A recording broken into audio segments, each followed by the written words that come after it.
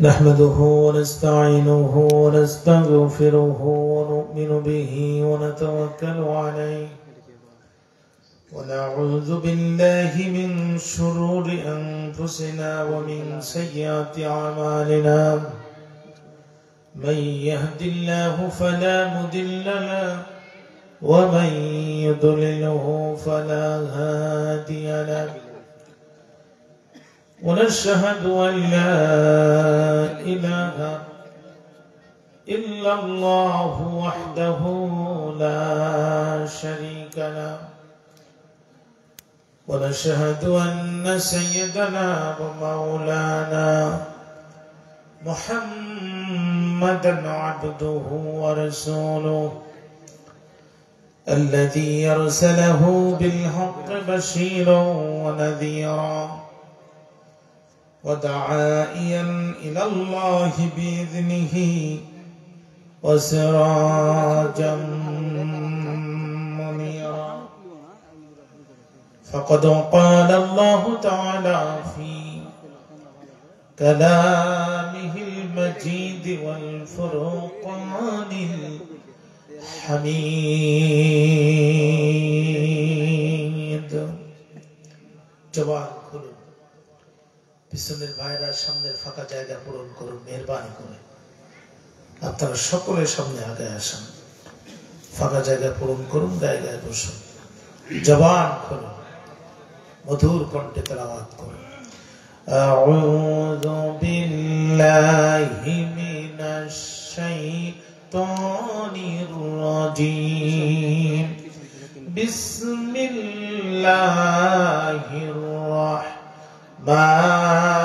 রাহমানির রাহিম ইন্না আনজালনা ইলাইকাল কিতাবা বিল হক লিতাহকুমা বাইনান নাসি বিমা আরাকাল্লাহ ولا تكن للخائنين خصيما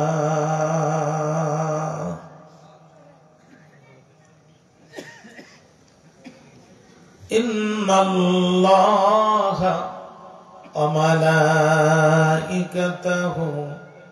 يصلون على النبي يا أيها الذين آمنوا صلوا عليه وسلموا تسليما اللهم صل على محمد وعلى آل محمد كما صليت على إبراهيم وعلى آل إبراهيم إنك حميد مجيد اللهم بارك على محمد وعلى آل محمد كما باركت على إبراهيم وعلى آل إبراهيم إنك حميد مجيد চকপড়া উত্তর মাথা জামে মসজিদের উন্নয়ন কল্পে আয়োজিত দ্বিতীয় বার্ষিকী তাফসীরুল কোরআন মাহফিল 2025 মুকাররম মুহতারাম মুআজ্জাজ সম্মানিত সভাপতি জনাব মোহাম্মদ বাবুল ইসলাম সাহেব আতালাল্লাহু উমরাহু ওয়া বারাকাল্লাহু ফি হায়াতিহি ওয়া ক্বাব্বালাল্লাহু সাইরা আমালিহি আমরা চিৎকার করে বলছি আল্লাহুম্মা আমিন আজকের মাহফিলের সম্মানিত প্রধান অতিথি জনাব ডক্টর মোহাম্মদ আব্দুস সামাদ সাহেব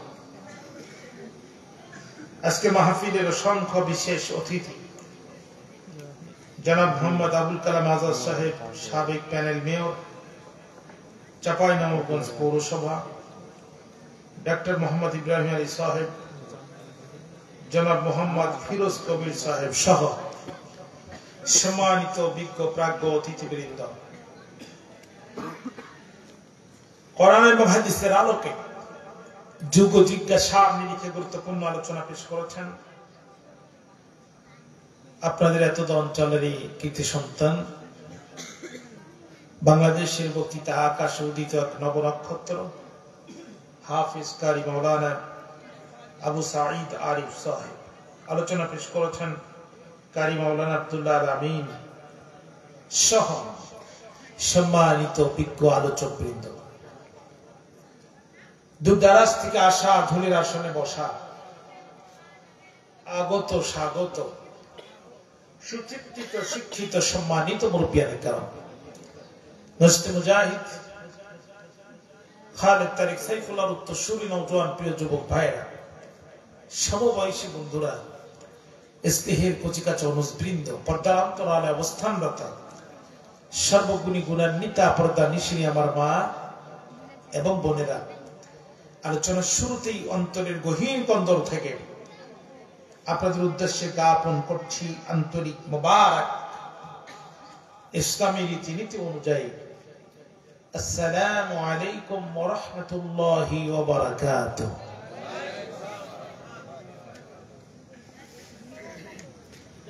হৃদয়ের সবটুকু ভাব, আবেগ, প্রেম এবং ভালোবাসা কণ্ঠের আগায় উদিত করে কালিমাতুশ শুকর আদায় করছে ওই মহান মাবুদের দরবারে যে রব্বে কারীম এই জনপদের প্রত্যন্ত অঞ্চল থেকে আমাদের মতো কিছু সংখ্যক মানুষকে কোরআনের জমিনে কোরআন শোনার জন্য একত্রিত করেছেন।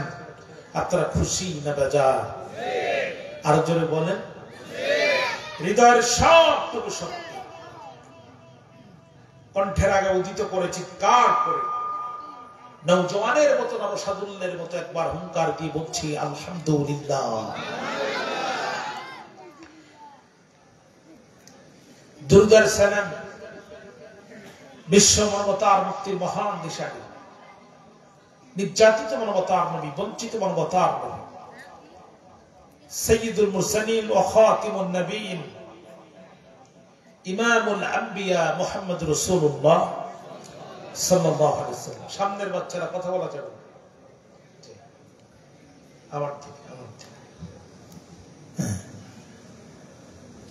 ভূমিকা ছাড়াই সরাসরি কথা শুরু করতে চাই। তেলাওয়াত করেছি কোরআন আল কারীমের সূরাতুন নিসা 105 নম্বর আয়াতে কারিমা।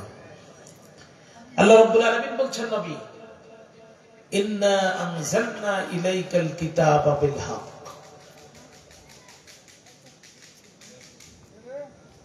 মহানন্দ গাড়ি এসছে, যে সময় স্টেজে উঠাইছে এই সময় তো লাশ দাফনও করে না। এরপরে চারিদিকে যে কিটকিট আওয়াজ, এগুলো বন্ধ করেন আল্লাহর হস্তে।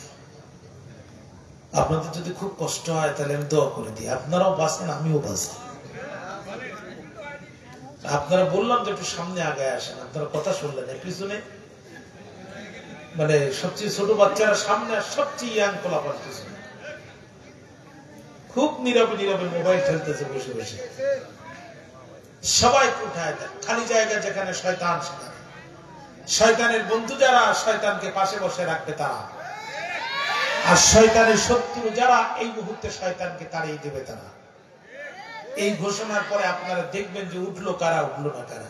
এই সামনের এই জায়গাটা ফাঁকা রাখার কি দরকার ছিল? শ্রোতার সাথে বক্তার তাআল্লুক যত নিকটবর্তী হবে তত ভালো হবে। আপনারা ভবিষ্যতে এইগুলো খেয়াল করবেন, এগুলো সামনে যত কাছাকাছি নিতে পারবেন তত ভালো হবে। হ্যাঁ ভাইরা আমার, মনোযোগ কি আছে এখন আমার দিকে? তাহলে একটাবার আওয়াজ দেন তো, আল্লাহু আকবার। খালিদ বিন ওয়ালিদ রাদিয়াল্লাহু তাআলা যুদ্ধের ময়দানে তার বিখ্যাত তরবারির পিছনে আঙ্গুল ঢোকায় যখন এইভাবে ঘোরণ দিত আর আল্লাহু আকবার আওয়াজ দিত, কাফেররা খালিদের আওয়াজ শুনে তরবারি ফেলে পোশাক করতে করতে পিছন দিক থেকে পালাতো। আরেকবার জোরে আওয়াজ দেন, আল্লাহু আকবার। কিছুটা হয়েছে, তো অনেক লোক রিজার্ভ রেখে দিয়েছে, নির্বাচন তো আর খুব বেশি দিন নাই। আরেকবার জোরে আওয়াজ দেন, আল্লাহু আকবার। আল্লাহ রাব্বুল আলামিন বলছেন, নবী ইন্না আনজালনা ইলাইকাল কিতাবা বিল হক, আমি আপনার উপরে কিতাব নাজিল করেছি সত্য সহকারে। বলেন তো দেখি, কোরআন সত্য না মিথ্যা? আংশিক সত্য না পূর্ণাঙ্গ সত্য? কোরআনের ভিতরে আল্লাহ তাআলা সূরা বাকারার শুরুতেই বলে দিয়েছেন, যালিকাল কিতাবু লা রাইবা ফিহি, that is the book, there is no doubt about it, no false about it, no wrong about it, even no confusion about it. এই কোরআনের ভিতরে একটা দুটো ভুল থাকলেও থাকতে পারে, এই ধারণা পোষণ করে যারা মুসলমান থাকে না তারা। আবার প্রকাশ্যে শরিয়া আইন, কোরআনের আইন মানি না, এই ঘোষণা দেওয়ার অধ্যত্ত দেখায় যারা, সুস্পষ্ট ভাবে কুফরের ভিতরে লিপ্ত তারা। পরিপূর্ণ, চূড়ান্ত, নির্ভেজাল, বিশুদ্ধ, খাঁটি একটি সংবিধান আল্লাহ তাআলা আসমান থেকে নাজিল করলেন। এই কোরআন উদ্দেশ্য আছে না নাই? আর জোরে কোন আছে না নাই?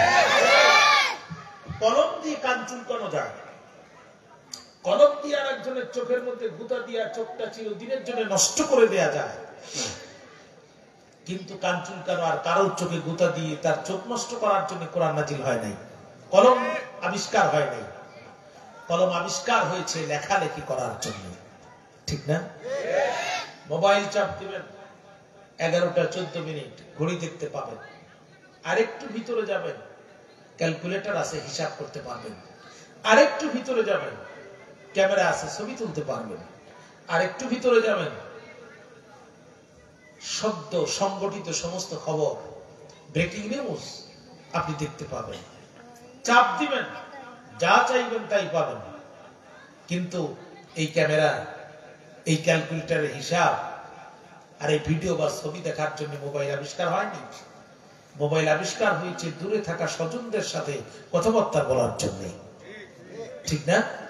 অনুরূপ ভাবে কোরআন দিয়ে দোয়া দিলে লাউ গাছে পোকা লাগে না। এই কোরআন দিয়ে দোয়া দিলে মানুষের শরীরে জিন থাকে না, কিন্তু শুধু লাউ গাছের পোকা। আর মানুষের শরীরের জিন তাড়ানোর জন্য আল্লাহ তাআলা কোরআন নাজিল করেন নাই। আল্লাহ বলছেন লিতাহকুমা বাইনান নাস, ইউনিয়ন পরিষদ থেকে শুরু করে সুপ্রিম কোর্টের আপিল বিভাগ পর্যন্ত মুসলিম সমাজের প্রতিটি বিচার ক্ষেত্রে কোরআনের বিচার প্রতিষ্ঠিত করার জন্য আল্লাহ তাআলা কোরআন নাজিল করেছেন।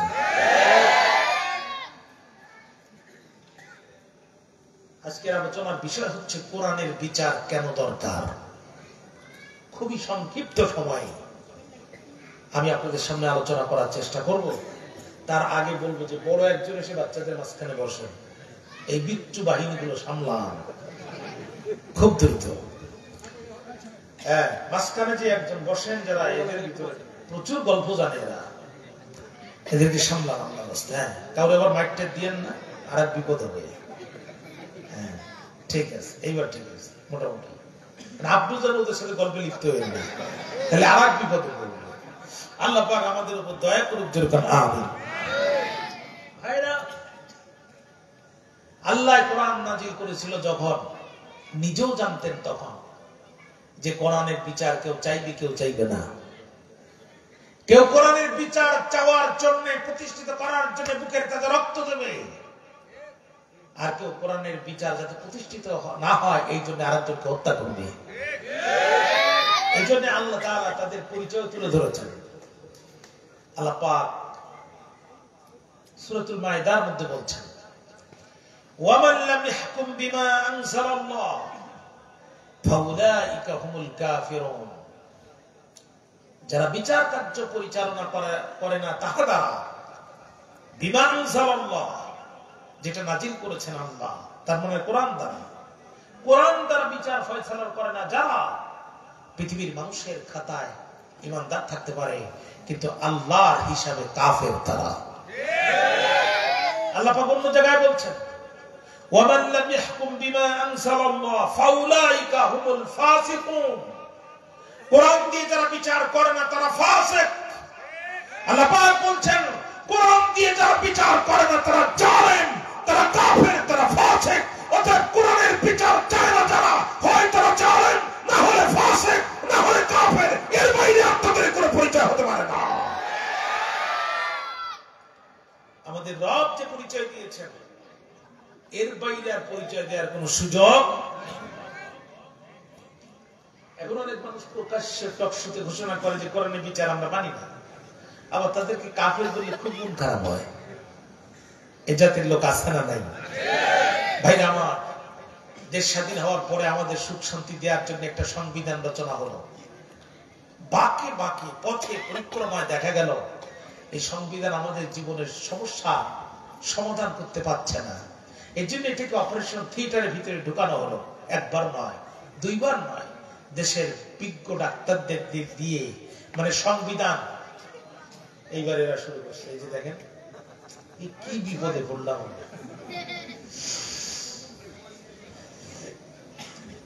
ওঠেন বিপদ। হ্যাঁ, এইবার করলে কিন্তু মাইক ধরা দেবো না। মনোযোগ আছে আমার দিকে? শুনতেছেন আমার কথা? খেয়াল করেন, কাম টু মাই পয়েন্ট। অভিজ্ঞ ডাক্তার দ্বারা মানে সংবিধান বিশেষজ্ঞ দ্বারা, আইন প্রণেতা, ল মেকার, তারা এই সংবিধানটাকে এক নয় দুইবার নয় 17 বার অপারেশন থিয়েটারের ভিতরে নিছে। এটার ওপেন হার্ট সার্জারি করছে, দিল কলিজা কিডনি আলাদা করে ফেলছে। 17 বার এই সংবিধান অ্যামেন্ডমেন্ট করার পরও, সংশোধন করার পরও এই জাতিকে শান্তি দিতে পারেনি। টেন্ডারবাজ মুক্ত জাতি উপহার দিতে পারেনি। একটি রাতের জন্য ধর্ষণ মুক্ত বাংলাদেশ উপহার দিতে পারেনি। অতএব আমাদের সামনে কোন রাস্তা নাই, শুধু একটি রাস্তা খোলা আছে, সেটা হচ্ছে সব আমরা দেখেছি। এবার আমরা কোরআনের হুকুমত দেখতে চাই। কোরআনের কাছে জিজ্ঞাসা করি, কোরআন বলো তো। আমরা তো দীর্ঘদিন আমাদের বুদ্ধি দিয়ে চেষ্টা করলাম, চুরি বন্ধ করতে পারলাম না। তোমার বিচার কি বিচার, যে বিচার আমরা মানলে আমাদের সমাজে চুরি থাকবে না? সূরাতুল মায়েদা আয়াত নাম্বার 38। কোরআন বলছে আস-সারিকু ওয়াস-সারিকাতু ফাকতাউ আইদাহুমা, is to thief male or female, cut off his or her hands। অস্পৃশ্যতার দরকার নাই। চোর যদি চুরি করে, নারী হোক আর পুরুষ হোক, তোমাদের জুডিশিয়ারি বিচার বিভাগে আইন প্রতিষ্ঠিত করে দাও, ফাকতাউ আইদাহুমা, উভয়ের হাত কেটে দাও। কোরআন বলছে চোর চুরি করলে হাত কেটে দাও। আমরা নিজের আইন তৈরি করেছি। বাংলাদেশ পেনাল কোডের 379 ধারা মোতাবেক বলা হচ্ছে, whoever commits thief shall be punished with imprisonment of either description from a term which may extend to 3 years or with fine or with both। আমাদের আইন বলছে চোর যদি চুরি করে তাকে ধরো, 3 মাস থেকে 3 বছর জেলে ভরো, or with fine, সাথে কিছু জরিমানা করো, or with both, কিছু টাকা জরিমানা করো, কিছুদিন জেলে ভরো। মুসলমানের সন্তান যারা জোরে জোরে বলবেন তারা এই আইনটা কোরআনের পক্ষের না বিপক্ষের? দুই আইনটা আমরা দাঁড়িপাল্লার দুই পাত্রে রেখে একটু যুক্তি দিয়ে যাচাই করতে চাই যে কোন আইন দিয়ে বিচার করলে কি হয়। আল্লাহ বলছে হাত কেটে দাও, আমরা বলছি 3 মাস থেকে 3 বছর জেল দাও। আমরা যে আইন দিয়ে বিচার করছি, এই বিচার ব্যবস্থায় শেষরাচল জুতা চুরি করে কারাগারে ঢুকছে, আর ডাকাতি করার কমপ্লিট প্রশিক্ষণ নিয়ে কারাগার থেকে বাইরে হচ্ছে। শেষরাচল চিনেন তো আপনারা? কলাচোর, কদুচোর, মসজিদের জুতা চোর, এদেরকে আপনারা কি বলেন? শেষরাচর। তো এদেরকে আঞ্চলিক ভাষায় বলে শেষরাচর। শেষরাচর চুরি করে ধরা খাইছে, আপনারা একটু উত্তম মাধ্যম দিয়ে থানার একটা পুলিশ দিয়ে দিয়েছেন। ওসি সাহেব 379 একটা মামলা কেস ফাইল করেছে, 2টা সেন্টে দিয়া সকালবেলা চাঁপাইনবাবগঞ্জ জজ কোর্টে চালান করেছে। ম্যাজিস্ট্রেট সাহেব যখন দেখছে 379 এর মামলা, বুঝে ফেলেছে এটা চোর। উনি তখন 15 বছর 15 দিন কারাদণ্ড, অনাদায়ে আরো 5000 টাকা জরিমানা, অনাদায়ে আরো 5 দিন সশ্রম কারাদণ্ড, একটা জাজমেন্ট লিখে পাঠায় দিছে। জেলখানায় যখন ঢুকছে তখন ডাকাতের সর্দার, তারা তারা মোষ দেখলে মনে হয় বিয়ার 11 থানের গোশ, এরকম মোসালা লোক আছে না সমাজে? আমাদের সাতক্ষীরার আঞ্চলিক ভাষায় একটা কথা আছে, খোরে খোর চেনে। দেখবেন যারা বিড়ি খায়, সিগারেট খায়, ওরা আরেকজনের দিকে তাকিয়ে বলে ভাই ম্যাচটা দাও, আমারটা ধরাই নেই। ও কিন্তু জিজ্ঞাসা করে না ভাই তুমি বিড়ি খাও কিনা। ও ঠোঁটের কন্ডিশন দেখেই বুঝতে পেরেছে আমি যে মাল খাই এ ঠিক একই মাল খায়। এই জন্যে ভাই আমার ডাকাতের সত্তার বসে আছে, ও নতুন চোরকে দেখেই বুঝতে পেরেছে আমি যে কাজের কাজী, সেই কাজের নয়া পাসি। ও ডাক কি বলছে, কাম হিয়ার, এদিকে আসো, ডিসক্রিপ ইউর অ্যারেস্ট হিস্টোরি, কিভাবে গ্রেফতার হলে বল। ও বলছে, আর বলবেন না গুরু, এই তো কেবল চুরি করা শুরু। আধুনিক যুগ, ছেলেরাও মাথায় চুল রাখে, আর মেয়েদের মাথায় তো এমনিতেই চুল থাকে। গভীর রাত্রিতে আমি করলাম ভুল, মেয়ে মনে করে এক ছেলের কম্বলের ভিতরে হাত দিয়ে দেখি লম্বা লম্বা চুল। মনে করলাম এইটা এই বাড়ির সবচেয়ে গিন্নি মার্কা মহিলা, আমার হবে না ভুল। সর্বনাশ, কানে হাত দিয়ে দেখি সেখানে নেই দুল, আমি ভেবে পাই না কুল। পায়ে হাত দিয়ে দেখি সেখানেও নাই নুপুর, রাত তখন দুপুর। আচ্ছা বলেন তো দেখি, যে ঠান্ডা আসতেছে ইতিমধ্যে, চাঁপাইনবাবগঞ্জে ঠান্ডা শুরু হয়ে গেছে, এই প্রচন্ড কনকনে ঠান্ডায় যদি পুরুষকে নারী মনে করে কম্বলের ভিতরে হাত দেয়, ঘুমটা ভেঙে পারে? আমাকে ধরছে, আমি গ্রেফতার হয়ে গেছি। ডাকাতের সর্দার বলছে, বেয়াদব, তুই তো চোর না, চোরের জাত না। যে দেশে 40 টাকা, যে দেশে 60 টাকা চাউলের কেজি, যে দেশে 60 টাকা চাউলের কেজি, এই দেশে বিনা অস্ত্রে চুরি করতে যায় কোন পাশে?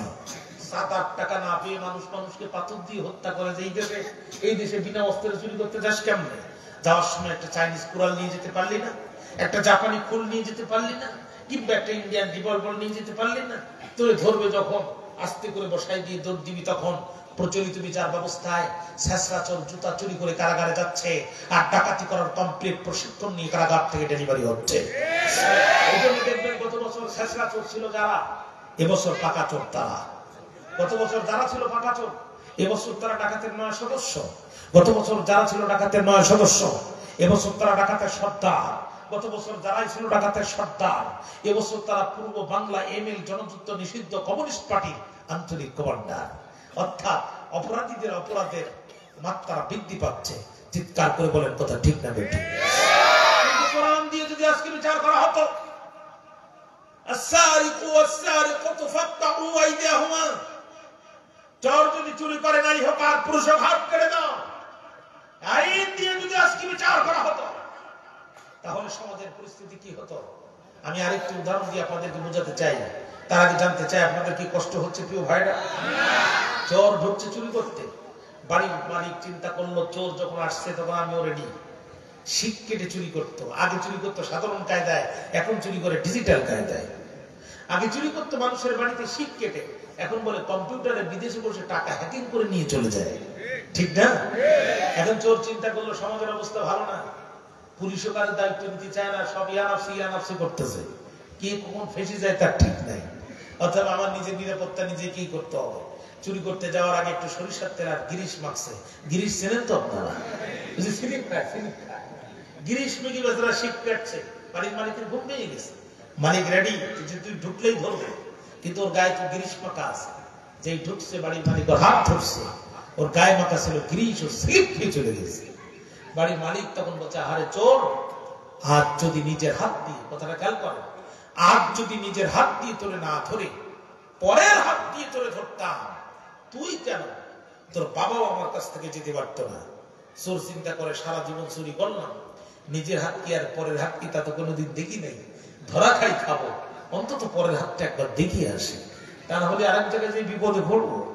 চোর যখন আবার ঢুকছে, বাড়ির মালিক তখন টেবিলে ড্রট টান দিয়া প্লাস বাহির করছে। প্লাস চেনেন আপনারা? প্লাস সারাশি চেমটি চেমটি। যেই না চোর ঢুকছে, বাড়ির মালিক দিছে প্লাস আটকায়, চোরটায় মা জীবনে চুরি করবো না। বাড়ির মালিক বলছিলাম না, পরের হাত দিয়ে ধরলে তুমি যেতে পারবা না। আজ আমরা আমার দেশে বিচার করেছি, 55 বছর দেশটা স্বাধীন হয়েছে, এই দেশে চুরি মানুষ এমন পরিমাণ করেছে যার কোনো ইয়াত্তা নাই। আজকে যদি আল্লাহর কোরআনের সূরা মায়েদার 38 নম্বর আয়াত আমার দেশের পার্লামেন্টে পাস হয়, রাষ্ট্রপতির সিগনেচারের মাধ্যমে অ্যামেন্ডমেন্ট হতো, আইন হিসেবে পরিণত হতো, যে দেশের গরিব মানুষেরা ধনী মানুষের সাততলা থেকে ফেলে দেয়া পচা খাদ্য ডাস্টবিনের কুকুরের সাথে ভাগাভাগি করে খায়, যে দেশের নারীরা ঈদের ইজ্জত বিক্রি করে পেটের ক্ষুধা নিবারণ করে, যে দেশের ছোট ছোট মাসুম বাচ্চারা শীতকালে একটি কম্বলের অভাবে মারা যায়, এই দেশে ওসি, এসপি, ডিসি, আমলা কামলা সচিব মিনিস্টার হওয়ার পরে কলমের খোঁচায় কোটি কোটি টাকা যারা চুরি করে দুর্নীতি করে নিয়ে যায়, যদি বাইতুল মুকাররমের সামনে অথবা সুপ্রিম কোর্টের সামনে মাইকিং করে আল্লাহর কোরআনের আইন অনুযায়ী একটি চোরের হাত কেটে দেওয়া হতো, এই দৃশ্য যদি দেশের সমস্ত স্যাটেলাইট চ্যানেলগুলো দেখতো টেকনাফ থেকে তেতুলিয়া, রূপসা থেকে পাথরিয়া, সুন্দরবন থেকে বান্দরবন পর্যন্ত গরিব মুসলমানের 2 টাকা চুরি করে খাওয়ার দুঃসংস্কার হতো না। এখন বলেন আল্লাহর কোরআনের আইন প্রতিষ্ঠিত হওয়ার দরকার আছে না নাই? পুরস্কার কথা, পুরস্কার কথা। দিন যত যাচ্ছে ধর্ষণ বাড়ছে না কমছে? জোরে বলেন বাড়ছে। জীবনের প্রথম উত্তরবঙ্গে আসি আমি আজ থেকে 17 বছর পূর্বে। কুড়িগ্রাম জেলায় নাগেশ্বরী থানায় আমার মাহফিল। শাপলা চত্বরের সামনে থানার সামনে মাটিতে একটি লাশ পড়ে আছে। আমি এই দৃশ্য কোনোদিন চোখে দেখিনি। লাশ আছে, মানুষ নাই। আমি একজনকে জিজ্ঞেস করলাম, ভাই কি অবস্থা? বলছে আমার দেশের সোনা ছেলেরা এই মেয়েটিকে কোন ঘরে ধর্ষণ করেছে, এরপরে তার অন্যা দিয়ে তাকে পেঁচিয়ে পৃথিবীর জমিন থেকে বিদায় করে দিয়েছে। আহারে, আমার মনের মধ্যে কষ্ট লাগলো। আল্লাহ, এই দেশের মানুষ যদি বুঝতো, আর এই দেশে যদি আইন পাশ হতো, সূরা নূরের 2 নম্বর আয়াতে কারিমা, যানিয়াতু ওয়াযানি ফাজলিদু কুল্লা ওয়াহিদিন মিনহুমা মিআতান জালদা। ইসলামী শরিয়াত বলছে বিবাহিত অবস্থায় জেনা করলে শাস্তির ধরন একরকম, অবিবাহিত অবস্থায় জেনা করলে শাস্তির ধরন ভিন্ন। ইসলামী শরিয়াত বলছে অবিবাহিত অবস্থায় যদি কেউ জেনা করে এবং ধরা পড়ে, এদের শরীরে 100 চামড়ার ভেতরে আঘাত করো, 80 আঘাতের পরে যদি মারা যায়, মৃত দেহের পরে আর 20টি আঘাত করো। বিবাহের পরে যদি জেনা করে, তাহলে বুক পর্যন্ত মাটিতে পুঁতে ফেলো, কঙ্কর নিক্ষেপ করো, ততক্ষণ পৃথিবীর জমিন থেকে বিদায় নেবে না যতক্ষণ। এই শাস্তি যদি আজকে বাংলাদেশে দেওয়া হতো, ইসকনের সদস্যরা মিলে আমার মুসলিম বোনকে ধরে নিয়ে 3 দিন নাকি ধর্ষণ করা তো দূরের কথা, এদেশের লম্পট যুবকদের স্বপ্নদোষ পর্যন্ত বন্ধ হয়ে যাওয়ার কথা ছিল। আফসোস লাগে, আফসোস লাগে। আল্লাহ পাক কোরআনে বলছে, আমি ব্যবসাকে জায়েজ করেছি, ওয়া হারামার রিবা, সুদকে হারাম করেছি। ইয়া আইয়ুহাল্লাযীনা আমানু, হে ঈমানদাররা, লা তাকুলুর রিবা ইয়াদাফান মুদাফা, দ্বিগুণ চক্রবৃদ্ধি হারে তোমরা সুদ খেও না। বলেন তো, সুদ সমাজে বাড়ছে নাকি কমছে? গত বছর ছিল 100 টাকায়, 15 টাকায়, বছর 25 টাকা। কারণ কি? হুজুর, দ্রব্য মূল্যের ঊর্ধ্বগতি, সব জিনিসের দাম বাড়বে, সুদের দাম বাড়বে না। আফসোস লাগে। ভাই আমার মাহফিল শেষ করে বাড়ি চলে গেলেন। সকালবেলা ঘুম থেকে উঠলেন, ফজরের নামাজ জামাতে আদায় করলেন। জামাতে ফজর আদায় করার পরে একান্ত আপনজনের আমার, আপনি রওনা দিলেন, ঢাকায় চলে যাবেন। একটা গাড়িতে উঠলেন, গাড়িতে ওঠার পর পরে ওখানে গানের আওয়াজ ভেসে আসতেছে। আপনি ডাক দিয়ে বললেন, ড্রাইভার, আমি ইমানদার, জলদি করে গানটা বন্ধ করো। ড্রাইভার বলবে, হুজুর, পারলে তুমি অন্য গাড়ি চড়ো। কিন্তু এই কোরআন যদি আজকে পার্লামেন্টে চলে যায়, আপনাদের এলাকার এমপি সাহেব যদি তারাই বলে, মাননীয় স্পিকার, কোরআনের আইন অনুযায়ী যৌবনের গানগুলো বন্ধ করা দরকার, যুবকদের চরিত্র নষ্ট হচ্ছে, যুবতী বোনেরা ধর্ষণের শিকার হচ্ছে, কাজী যৌবনের এই গানগুলো, অশ্লীল গানগুলো বাংলাদেশে বন্ধ করা হোক। স্পিকার বলবে, সংসদের সামনে প্রশ্ন হচ্ছে, চিরদিনের জন্য বাংলাদেশের ক্যাসেটগুলোতে যৌবনের গান বন্ধ করা হোক। পক্ষে যারা আছেন তারা হা বলুন, বিপক্ষে যারা আছেন তারা না বলুন। আমার মনে হয় হা জয়যুক্ত হয়েছে, হা জয়যুক্ত হয়েছে, হা জয়যুক্ত হয়েছে। পার্লামেন্ট আইন পাস হয়ে যাওয়ার পরে রাষ্ট্রপতির সিগনেচার হয়ে গেল, আইন হিসেবে প্রতিষ্ঠিত হয়ে গেল, প্রিন্ট এবং ইলেকট্রনিক মিডিয়ায় রিপোর্ট হয়ে গেল।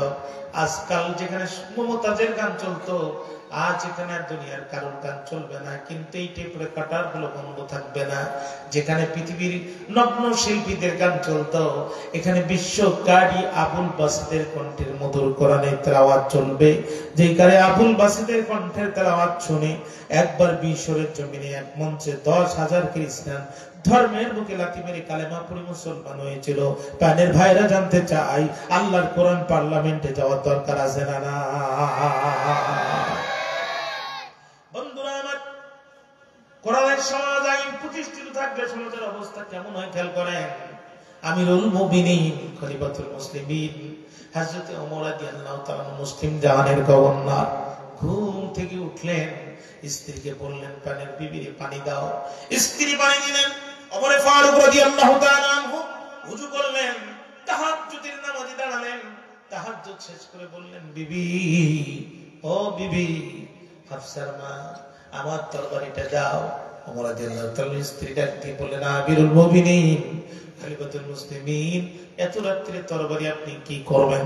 হযরত ওমর ডাকতে বলে, বিবি, আমি শুধু তোমার স্ত্রী না, আমি শুধু তোমার স্বামী না, আমি মদিনার জনগণের লিডার, আমি আমিরুল মুমিনিন, অর্ধ পৃথিবীর প্রেসিডেন্ট। রে বিবি, গভীর রাত্রিতে আমি ঘুম থেকে উঠেছি, আরামের বিছানা ত্যাগ করে আল্লাহকে সিজদা দিয়ে আল্লাহর হক আদায় করেছি। স্বামী হিসেবে আমি তোমার হক আদায় করেছি। বিবি রে, এখন বাকি আছে মদিনার সাধারণ মানুষের হক। আমি ওমর আর রাতে ঘুমাতে চাই না, রাত জেগে জেগে মদিনার মানুষকে পাহারা দিতে চাই। বিবি বললেন, প্রাণের স্বামী আমার, খামখেয়ালিপনা করা যাবে না। আপনি আমিরুল মুমিনিন, আপনি খলিফাতুল মুসলিমিন, গোটা পৃথিবীর প্রেসিডেন্ট, অর্ধ জাহানের খলিফা, আপনি অর্ধ পৃথিবীর প্রেসিডেন্ট, আমিরুল মুমিনিন, আপনার জীবনে একটা নিরাপত্তা আছে। হযরত ওমর ডাক দিয়ে বলে, বিবি, তুমি জানো না যে রাষ্ট্রের সংবিধান আল্লাহর কোরআন হয়, কোরআনের আইন যে সমাজে প্রতিষ্ঠিত থাকে, ওই সমাজের প্রেসিডেন্ট থেকে শুরু করে খেতে খামারের কৃষকের জীবনের দায়িত্ব পর্যন্ত, নিরাপত্তার দায়িত্ব আল্লাহ রাব্বুল আলামিন কারোর কাছে ছেড়ে দেন না। আল্লাহ তার নিজের হাতে দায়িত্ব তুলে নেন। চিৎকার করে একবার বলা যাবে কি আল্লাহু আকবার। মনোযোগ আছে আমার দিকে আপনাদের? কষ্ট হচ্ছে না তো প্রাণের ভাই? ভাইরা আমার, হযরত ওমর তরবারি নিলেন। মদিনার মানুষের দুঃখ দুর্দশা দেখার জন্য আমিরুল মুমিনিন মদিনার মাটিতে একা একা করে মুখের মধ্যে জিকির করে আর রাস্তা শুরু করে। কালো রাত, শরীরের পশম পর্যন্ত দেখা যায় না। হযরত ওমর রাদিয়াল্লাহু তাআলা রাস্তা দিয়ে আসতেছেন। এমন সময় জীর্ণ শীর্ণ একটি কুঠিরের ভিতর থেকে সুন্দরী একটি নারী কণ্ঠে যৌবনের গান ভেসে আসতেছে। নিঠুর বন্ধুরে বন্ধু কালাইয়া,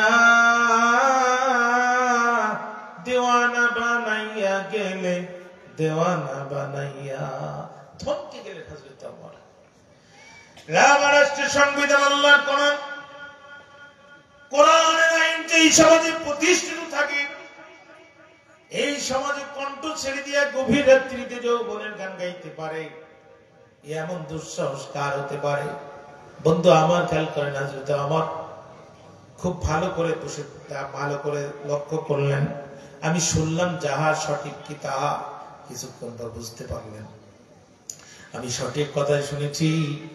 এই গৃহ থেকে একটি নারীর কণ্ঠের গান ভেসে আসতেছে। আমিরুল মুমিনিন, খলিফাতুল মুসলিমিন হযরত ওমর চিন্তা করলেন, এই মুহূর্তে মেয়েটিকে গ্রেফতার করে কোরআনের আদালতে দাঁড় করানো দরকার, যেহেতু আমি ওমর আল কোরআনের সরকার। একবার চিৎকার করে বলা যাবে কি আল্লাহু আকবার। আল কোরআনের সরকার হবে যারা, যাত্রার প্যান্ডেল পুতুল নাচ আর গানের পারমিশন দিবে না তারা। কথা বলেন না কেন? কথা বলেন। কিন্তু আমরা কি দেখেছি বিগত সময়?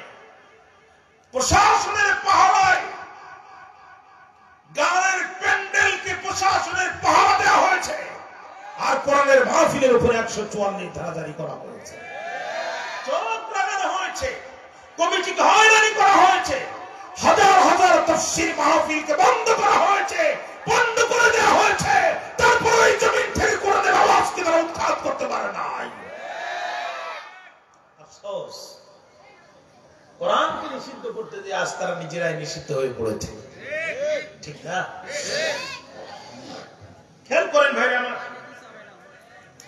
হযরত ওমর রাদিয়াল্লাহু তাআলা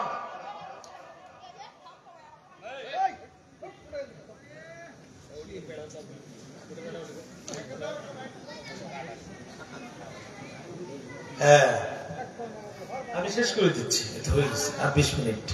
মনোযোগ আছে আপনাদের? না, 12টার উপরে হবে না, 12টাই শেষ করে দেবো। মনোযোগ আছে আমার দিকে? তাহলে আমাকে একটু দয়া করেন, আমার একটু দয়া করেন। হ্যাঁ, আর না বেশি যথেষ্ট। ওরা আবার বিদ্রোহ করলে বিপদ হয়ে যাবে। ব্যাস বসে, খুব ঠান্ডা। এখন ইবলিস শয়তান তার কর্মকাণ্ড বিভিন্ন ভাবে চালাবে। কিছু কিছু মানুষকে বলতেছে, কি রে তুই তো আজকে মাদ্রাসার প্রিন্সিপাল হয়ে গেছিস, এইটা আবার উঠলো কেন?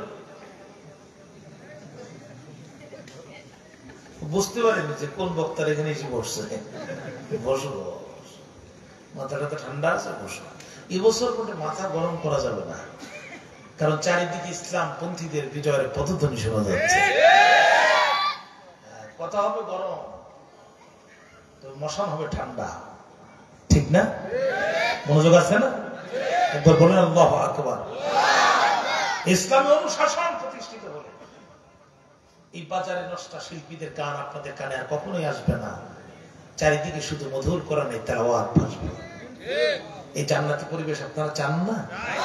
যেরকম চান না ভাইরা আমার, মসজিদে ইমাম যখন নিয়োগ করে তখন দেখে হুজুরের টুপি ঠিক আছে না, দাড়ি ঠিক আছে কিনা। টুপি দেখলেই বুঝতে পারে এটা কোন গ্রুপের হুজুর, ঠিক না? হুজুর যে মাদ্রাসায় পড়ছিল, এই মাদ্রাসায় মাঝে মাঝে সভাপতি কেশিয়ার ভিজিট করে, যে মাদ্রাসায় হুজুরের রেকর্ড কেমন। একই লোক যখন সমাজের নেতা নিয়োগ করে তখন চরিত্র যার খারাপ, ভোট তার বাক্সে তত বেশি। এই জন্য মসজিদের নামাজ ঠিক মতো হয়, কিন্তু সমাজ ঠিক মতো চলে না। হিসাব করে দেখলাম, যতদিন আমাদের সমাজে তেল ছিল, ছোটকালে শুধু দেখতাম সরিষার তেল। কি তেল?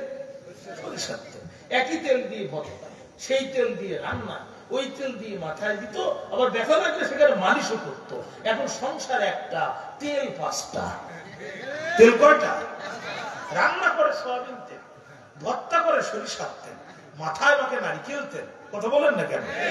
আবার শরীরে মাকে ওয়ালিক অয়েল, জলপাইয়ের তেল। বেচারার নামে ছিল 35টি মামলা।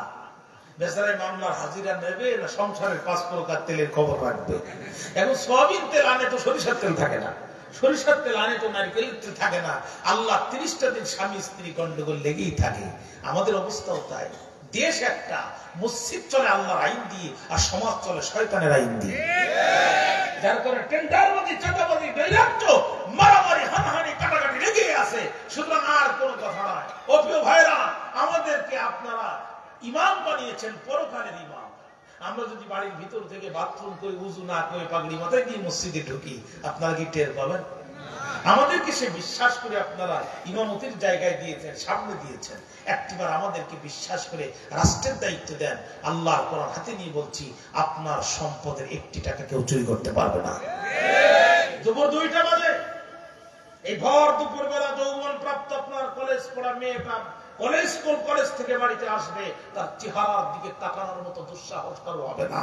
আমরা এমন সোনালী সমাজ আপনাদেরকে উপহার দেব।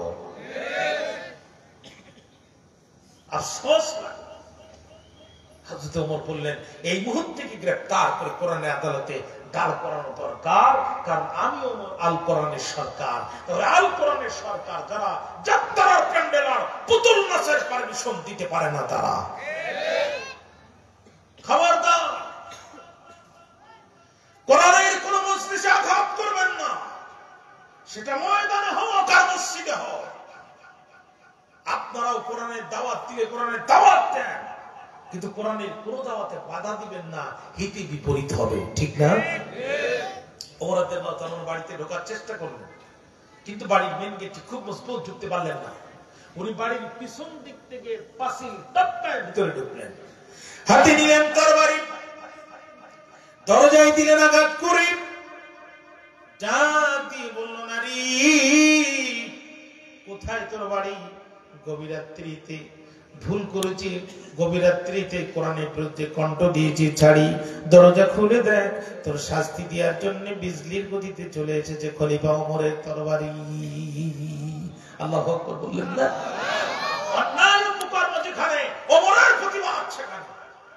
আজ ওমরের মতো টুপি আমাদের আছে, দাড়ি আমাদের আছে, পাগড়ি আমাদের আছে, কিন্তু ওমরের মতো সেই ইমানের জজবা আমাদের নাই। যদি থাকতো, 90% মুসলমানের দেশে মুসলিম যুবতীকে ধরে নিয়ে হিন্দু যুবকেরা 3 দিন ধরে ধর্ষণ করা তো দূরের কথা, একটি মুসলিম নারীর চোখের দিকে তাকানোর দুঃসাহস পেত না।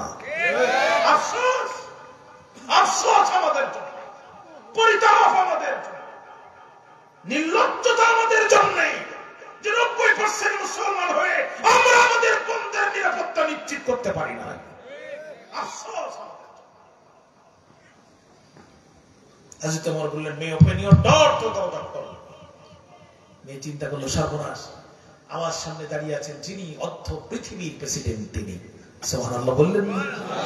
ওমর যেন ওমর না, ঘুষ দিয়ে ওমরের কাছে বিচার ঘুরায় নেওয়া যাবে না।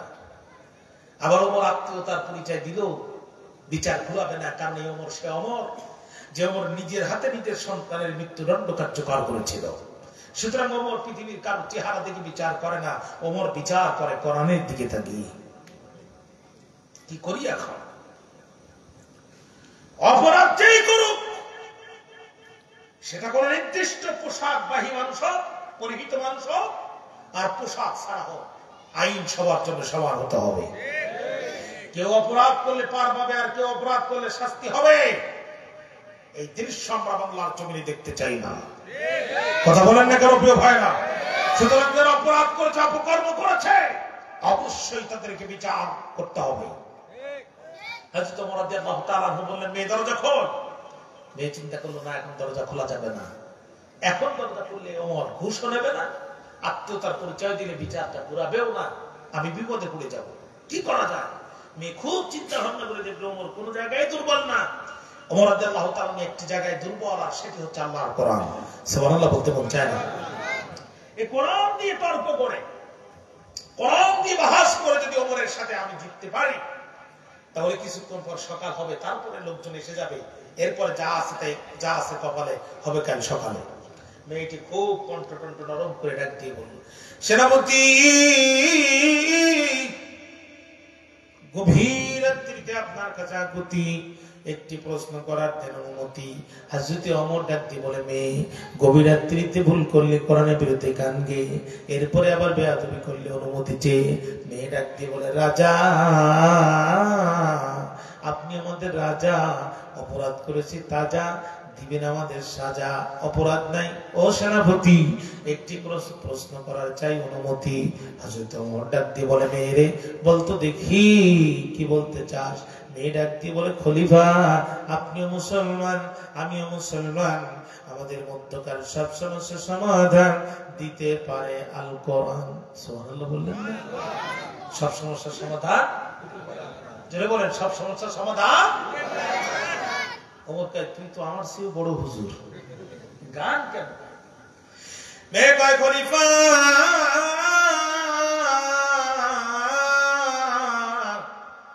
আপনিও মুসলমান, আমিও মুসলমান, আমাদের মধ্যকার সব সমস্যার সমাধান দিতে পারে আল কোরআন। গভীর নিশীথে আমি গাইছি গান, আপনি আমাকে করেছেন বাধা দান, এখন বলেন কোন আয়াতে কোরআন গাইতে নিষেধ করেছে গান? আল্লাহু আকবার বলেন। আমি গান গিয়েছি, আপনি ডিস্টার্ব করেছেন, please give me the reference from holy Quran. কোরআন থেকে দলিল দেন। ওমর রাদিয়াল্লাহু তাআলা বলে, can you recite the holy Quran? তুই কোরআন পড়তে পারিস? মেয়ে বলছে, it is not answer of my question, এটা আমার প্রশ্নের জবাব না, আপনি আমার বাধা দিয়েছেন, কোরআন থেকে দলিল। আজ তোমার ডাক দিয়ে বলে, মেয়ের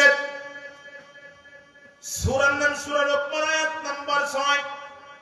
আল্লাহ রাব্বুল আলামিন বলেন, মিনান নাসি মান ইয়াশতারি লাহুল হাদিস লিয়ুদিল্লা আন সাবিলিল্লাহ। মানুষের মধ্যে এমন কিছু মানুষ আছে, অশ্লীল অবান্তর ভাষাগুলো এক জায়গায় করে গান হিসেবে সাপ্লাই করে দেয়। 3 দিন তোর বাড়িতে গেলাম, দেখা পাইলাম না, কিসের জন্য যে গেছিল আজও জানা গেল না, ঠিক না? এবার 700 কিরে পার করিব, নেব আনা, তোমার বেলায় নেব শনি, তোমার কানের সোনা। এখন একবার পার করে যদি কানের সোনা খুলে নেয়, বাকি আরো 2-3 বার পার করলে যে কি নেবে আল্লাহ পাকই ভালো জানে। এই অশ্লীল অবান্তর ভাষাগুলো এক জায়গায় করে গান হিসেবে সাপ্লাই করে দেয়। কেন? লিউদিল্লাহ আন সাবিলিল্লাহ। ওদের টার্গেট, উদ্দেশ্য একটাই, আল্লাহর রাস্তা থেকে মানুষকে পথভ্রষ্টতার দিকে নিয়ে যাওয়া। বক্তব্য আমার না, বক্তব্য আল্লাহর। এই গানের সুরকার, গীতিকার, শ্রোতা, গায়ক, আনুষঙ্গিক যারা সহযোগিতা করবে, আল্লাহ বলছে, উলাইকা লাহুম আযাবুম মুহিন, এদের জন্য কঠিন ত্রেকদায়ক শাস্তি মজবুত আমি আল্লাহ তাআলা করে রেখেছি। হযরত ওমর কোরআন থেকে দলিল দিলেন। মেয়ে বলল ঠিক আছে, কোরআন থেকে যখন দলিল দিছো তখন আমার আর কিছু বলার নাই, কারণ মুমিনের দলিল লাগে একটা আর শয়তানের লাগে 99টা। ঠিক না? হযরত ওমর মেয়েটি তখন মাথা নিচু করে দিয়েছে। সেনাপতি আরেকটি প্রশ্ন করার চাই অনুমতি। ওমর রাদিয়াল্লাহু তাআলা বুঝতে পারছে মেয়ে মহিলা আসলে ভালো লাইনের মহিলা না, এ আসলে সহজে মনে দরজা খুলবে না। আমার বলে মেয়েরা খবরদার, আমার একটি প্রশাসন আছে, পুলিশ আছে, র্যাব পুলিশ চিন্তা করবো না, আমার হুকুমে বসে আর উঠে র্যাব সাবধান সাবধান মেয়ে দরজা খোল, তা নাহলে প্রশাসন আনবো। মেয়ে ডাক দিয়ে বলে সেনাপতি মাথা গরম করবেন না, আমি অপরাধ করেছি কয়টি? হযরত ওমর বলে একটি। মেয়ে বলে সেনাপতি এখন আমার কি হবে? ওমর বলে আমার পিঠের আঘাত তোর পিঠের পরে পড়বে। মেয়ে বলে খলিফা শুধুমাত্র একটি প্রশ্ন করতে চাই, আমি একটি নারী, রয়েছে একা বাড়ি, বিনা অনুমতিতে আমার বাড়িতে প্রবেশ করি, কোরআনের প্রেসিডেন্টের 3টা আইন তুমি দিয়েছো ছাড়ি, একটা আয়াত ছেড়ে গান গাওয়ার কারণে আমাদিনের খলিফা তোমার ভিতরে আঘাত যদি আমার পিঠের পরে পড়ে, আল্লাহর কোরআনের 3টা আইন তুমি লঙ্ঘন করেছো, এখন তোমার কি হবে? কে তোমার শাস্তি দিবে? ফান্দে পড়ে বগায় করতে গেল কি আর হলো কি? ওমর এই কথা শোনার পরে প্রচন্ড ক্ষিপ্ত হয়ে গেলেন। আপনাদের তো কষ্ট হচ্ছে আমার মনে হচ্ছে, রাত তো 12টা বেজে গেছে, প্রায় কষ্ট হয় আপনাদের। আচ্ছা আরেকটা আওয়াজ দেন তো, আল্লাহু আকবার। হযরত ওমর কেঁদে গেলেন, মেয়ে আমার চিনিস? আমি কে? মেয়ে বলছে তুমি আমাদের প্রেসিডেন্ট আর আমাদের রাসূলের সাহাবী। তার মানে এমন কায়দায় বলছে ওমর মানে ওর কাছে কোনো ব্যাপারই না, ঠিক না? মানে দুজনই সমান। ওমর বলে না, আমার একটি পরিচয় আছে। আমি যখন শুনলাম আমার বোন আর ভগ্নিপতি ইসলাম গ্রহণ করেছে, আমি নিজে হাতে সহস্তে তাদেরকে আঘাত করতে করতে এক পর্যায়ে ক্লান্ত পরিশ্রান্ত হওয়ার পরে আমি তরবারি নিয়ে উল্কার বেগে ছুটে চললাম, নিজে হাতেই মুহাম্মদ রাসূলুল্লাহ আমি মাটির সাথে মিশায় দেব। কিন্তু রাসূলের কণ্ঠের সুমধুর কোরআন তেলাওয়াত শোনার পরে আমার হাতের তরবারি রাসূলের কদমে পড়ে গেল। আর আমি রাসূলের হাতে হাত রেখে যেদিন থেকে ইসলাম গ্রহণ করেছি, আমি কোরআনের একটা আইন লঙ্ঘন করিনি, বরং আমার সামনে যে কোরআনের আইন লঙ্ঘন করেছে সাথে সাথে আমার তরবারি বের করে তার মোক্ষম জবাব দিয়েছে। এখন বেশি থাকলে আমাদের একটার মাথায় কল্লা থাকার কথা ছিল না। ইহুদি আর মুনাফিক মুসলমান আসছে ওমরের দরবারে। মুনাফিক এসে বলছে, ওমর তুমি খুব ভালো বিচার করো, আমি জানি, আমার এই জমির ফয়সালাটা করে দাও। জমির কাগজপত্র যখন হাতে নিয়েছি, ইহুদি বলছে ওমর বিচার করো, 1000বার আপত্তি নাই। কিন্তু ইতিপূর্বে বিচার করেছেন যিনি পৃথিবীর শ্রেষ্ঠ বিচারক, তিনি নবী মুহাম্মদ সাল্লাল্লাহু আলাইহি ওয়াসাল্লাম বিচার করেছেন, এই সেই বিচারের জমিটা আমার পক্ষে পাওনা হয়েছে, এখন তুমি বিচার করো। মুনাফিক বলছে, ওমর মুহাম্মদ সাল্লাল্লাহু আলাইহি ওয়াসাল্লাম তোমার বিচার ভালো, তোমার বিচার আমার খুব পছন্দ হয়, তুমি বিচার করো। ওমর বলছে, হ্যাঁ আমার কাছে বিচার আছে। ঘরে গেলেন, তারপরে নিয়ে আসলেন, মুনাফিকের কণ্ঠটা 2 ভাগ করে দিলেন। রাসূলের বিচার যে মানে না, এই পৃথিবীতে সে থাকার অধিকার রাখে না। সেই ওমরকে বলছে কোরআনের 3টা আইন মানে না। ওমর কি রাগ বাড়ছে না কমছে? কথা বলেন না কেন? গাড়ি দেখবেন জোরে চালে, হঠাৎ করে যদি গাড়ি ব্রেক করে তখন গাড়ি ডবল হয়ে যায়, ঠিক না? হযরত ওমর এমন কায়দায় আঘাত করেছে, ওমর রাদিয়াল্লাহু রেগে দ্বিগুণ হয়ে গেছে। কেন সাইড ধরে কোরআন, তুই কোরআন পড়তে পারিস? মেয়ে ডাক দিয়ে বলে, খলিফা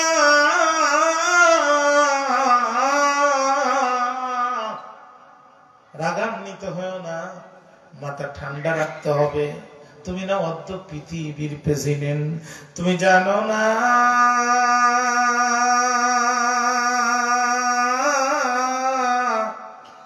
জানো না গো খলিফা,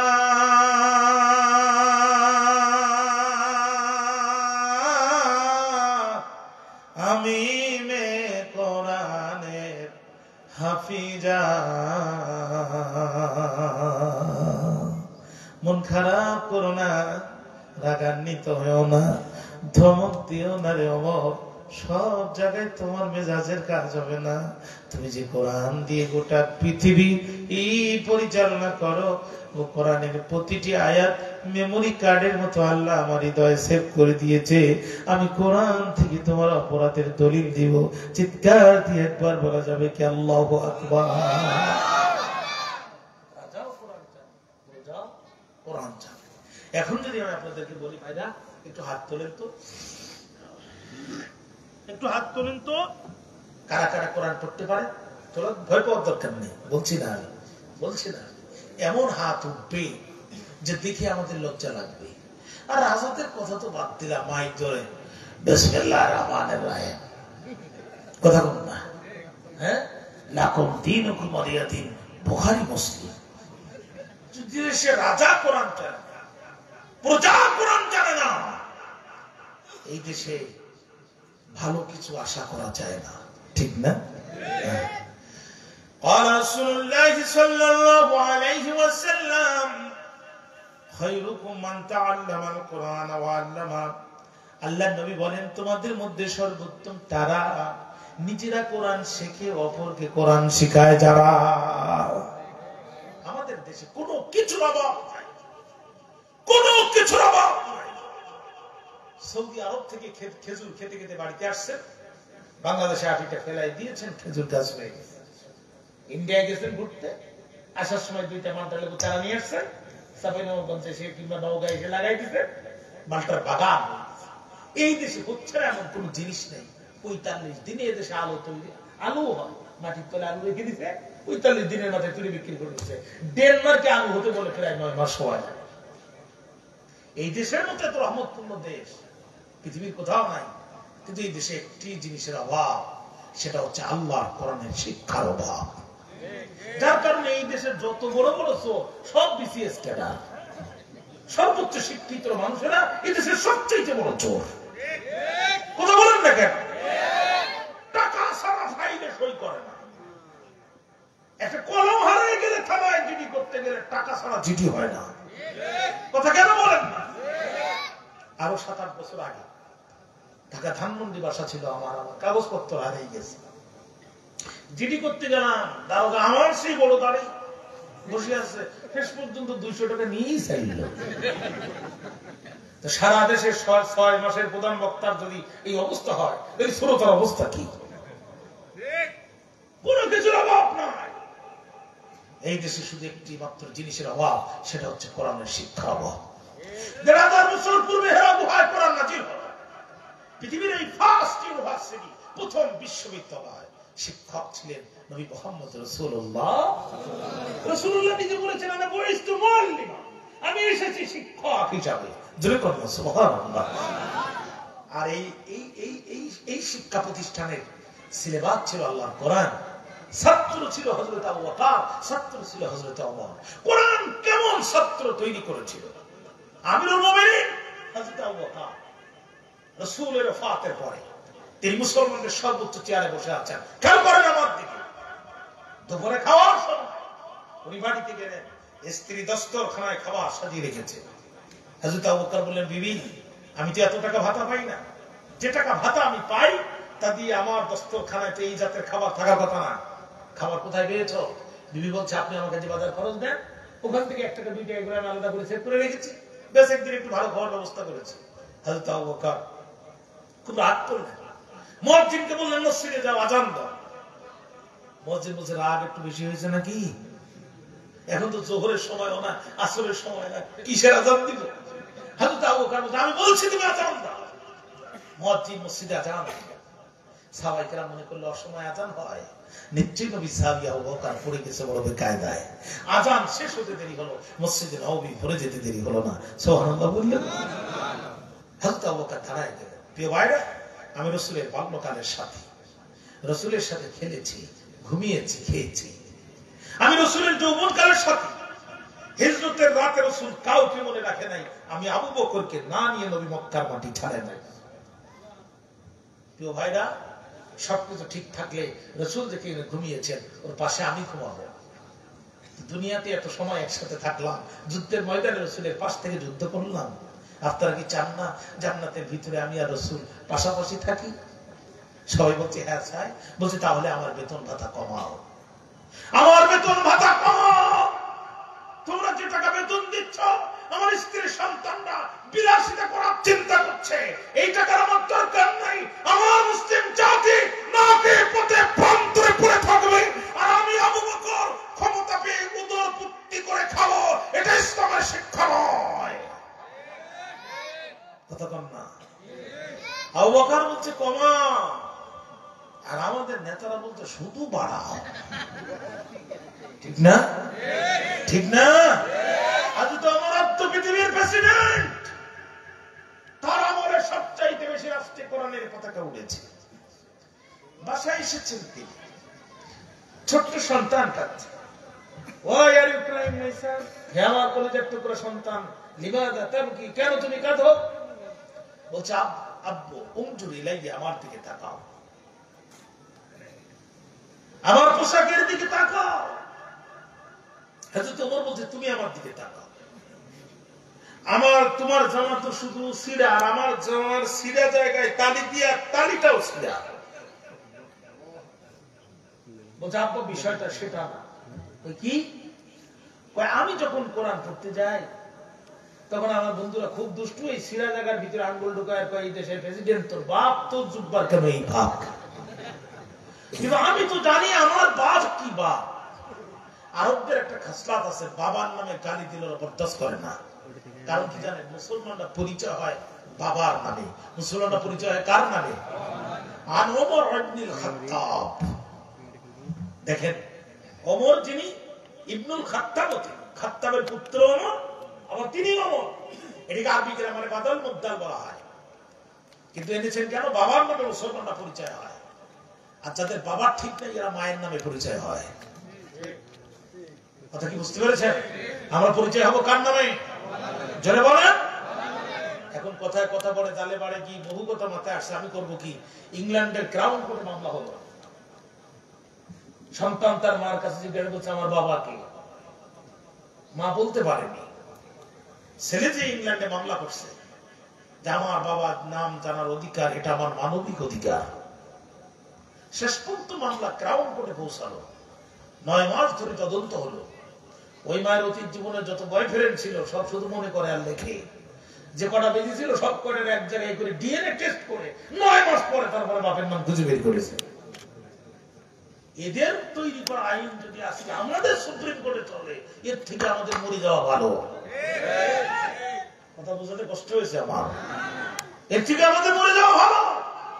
আমরা মুসলমান, যে আল্লাহ আমাদের হার্ট দিয়েছেন, কিডনি দিয়েছেন, জমিন দিয়েছেন, রিজিক দিয়েছেন, ওদের কোনো কথা নয়, কোনো ওয়াজ নয়। বুদ্ধিমান কৃষক যারা জমিতে পানি দেওয়ার আগে জমির আইল পরীক্ষা করে তারা, কারণ আইল যদি ঠিক না থাকে পানি থাকবে না। আগামী দিনে একটাই কথা, জমিন যাও আইন চলবে তা। ইনিল হুকমু ইল্লা লিল্লাহ, আলা লাহুল খালকু ওয়াল আমর। জমিন যা, হুকুম চলবে তা। খেয়াল করেন, হযরত ওমর গভীর রাত্রিতে সকলে ঘুম পড়েছে, তিনি উঠে তদানীন্তন অর্থমন্ত্রী বাড়িতে চলে গেছেন। ইফতাল বাব ইয়া সাইয়্যিদি, দরজা খুলে দেন। দরজা খুলে দেখতেছে আমিরুল মুমিনিন। সালাম দিলেন, সম্ভাষণ চাইলেন, ফাদ্দাল ইয়া হাবিব, স্বাগতম আপনাকে। এত রাত্রে আপনি এসেছেন, আপনি বললে তো আমি যেতাম। হযরত ওমর বললেন দরকার আমার। কি দরকার? কয় মাসের কয় তারিখ? কয় 5 তারিখ। 25 দিন পর মাসটা পড়বে, তুমি 25 দিন পরে যে টাকাটা দিতা, এই টাকাটা 25 দিন আগে আমারে দাও। অর্থমন্ত্রী বলছে সামান্য ব্যাপার, আপনি আদেশ মন্ত্রী আর আমি অর্থমন্ত্রী, মাল আমার কাছে, আপনি বলবেন আর আমি দেব, এত টেনশনের কোনো কারণ নাই। কিন্তু ছোট্ট 2খানা শর্ত আছে। আগামী 25 দিন মালাকুল মউত আজরাইল আলাইহিস সালাম আপনার কাছে আসবে না, আপনার বুকে হানা দেবে না, আপনি মরবেন না, নিশ্চয়তা দেন। 2 নম্বর, ইনকে যদি মারাও যান তবে আল্লাহ এবং জনগণ উভয় আপনাকে ক্ষমা করবে, নিশ্চয়তা দেন। টাকা নেন, নিশ্চয়তা দিতে পারবেন না, 1 টাকাও দেব না। মন্ত্রিত্ব যাওয়ার ভয় করি না, মন্ত্রিত্ব বাঁচানো ফরজ নয়, ঈমান বাঁচানো ফরজ। এ কোরআন কি জাতের অর্থমন্ত্রী আর কি জাতের প্রধানমন্ত্রী তৈরি করেছিল। আর আমাদের অর্থমন্ত্রী আবুল মাল, কথা বল না। আবু শব্দের অর্থ হচ্ছে পিতা, আর মাল শব্দের অর্থ হচ্ছে সম্পদ। আবুল মাল মানে সম্পদের বাপ, মালের বাপ। 22,000 কোটি টাকা চুরি হয়, এতে কয় নাথিং ফোকাস, কোনো ব্যাপার নয়, ঠিক না? আমাদের সাবেক অর্থমন্ত্রী আবুল মাল, আর ভারতের এক সময়কার অর্থমন্ত্রী ছিল এসকে বাল। কিরাম বললাম? এসকে বাল। বহু হিসাব কিতাব করি, অঙ্ক কষি, দেখলাম এই বাল মাল দিয়ে রাষ্ট্র চলে না। রাষ্ট্র চালানোর জন্য আল্লাহর কোরআনের সংবিধান দরকার, আর খলিফা ওমরের মতো নেতা দরকার, যারা সিনা পাঞ্জাবি পরে, সিনা পায়জামা পরে, সেরা সুটকেস নিয়ে মন্ত্রণালয়ের মন্ত্রী হবে, কিন্তু গরিবের 2 টাকা চুরি করবে না, গরিবের টাকাকে কুত্তার পায়খানার মতো হারাম মনে করবে। এই জাতীয় নেতা ছাড়া এই দেশ কোনদিন দুর্নীতিমুক্ত দেশ হতে পারে না। পরিষ্কার? আপনাদের কষ্ট হচ্ছে, আমার মনে হচ্ছে। আমি আর কি 10-15 মিনিট বলবো, তাহলে একটু আওয়াজ দেন তো, আল্লাহু আকবার। ভাইরা আমার বক্তব্য লম্বা করব না। রাসূলুল্লাহ সাল্লাল্লাহু আলাইহি ওয়াসাল্লাম বলেন, মান ক্বারাআল কুরআনা ওয়াবিলান বিমা ফীহি উলবিসা ওয়ালিদাহু তাজান ইলা ইয়াউমিল কিয়ামা জাওহু আসাদু বিজাওয়িশ শামসি ফী বুয়ুতিদ দুনিয়া লাউ কানাত ফিকুম ফামা যান্নুকুম বিল্লাযী ওয়ামিলান বিহাযা রাওয়াহু তিরমিজি। নবী আমার বলেন, যেই ব্যক্তি কোরআন তেলাওয়াত করবে, তদনুযায়ী আমল করবে, কাল কিয়ামতের কঠিন মুসিবতের কালে ওই ব্যক্তির পিতার মাথায় আল্লাহ একটা নূরের টুপি পরায় দিবেন। রাসূল আমার বলেন, দুনিয়ার পূর্ব দিগন্ত থেকে রক্তিম সূর্য উদিত হলে এই সূর্যের জ্যোতি যত না বেশি হয়, কোরআন পড়া মানুষের পিতার মাথায় আল্লাহ রাব্বুল আলামিন যে নূরের টুপি পরায় দিবেন, এই টুপির জ্যোতি তার চেয়ে লক্ষ লক্ষ গুণ বেশি হবে।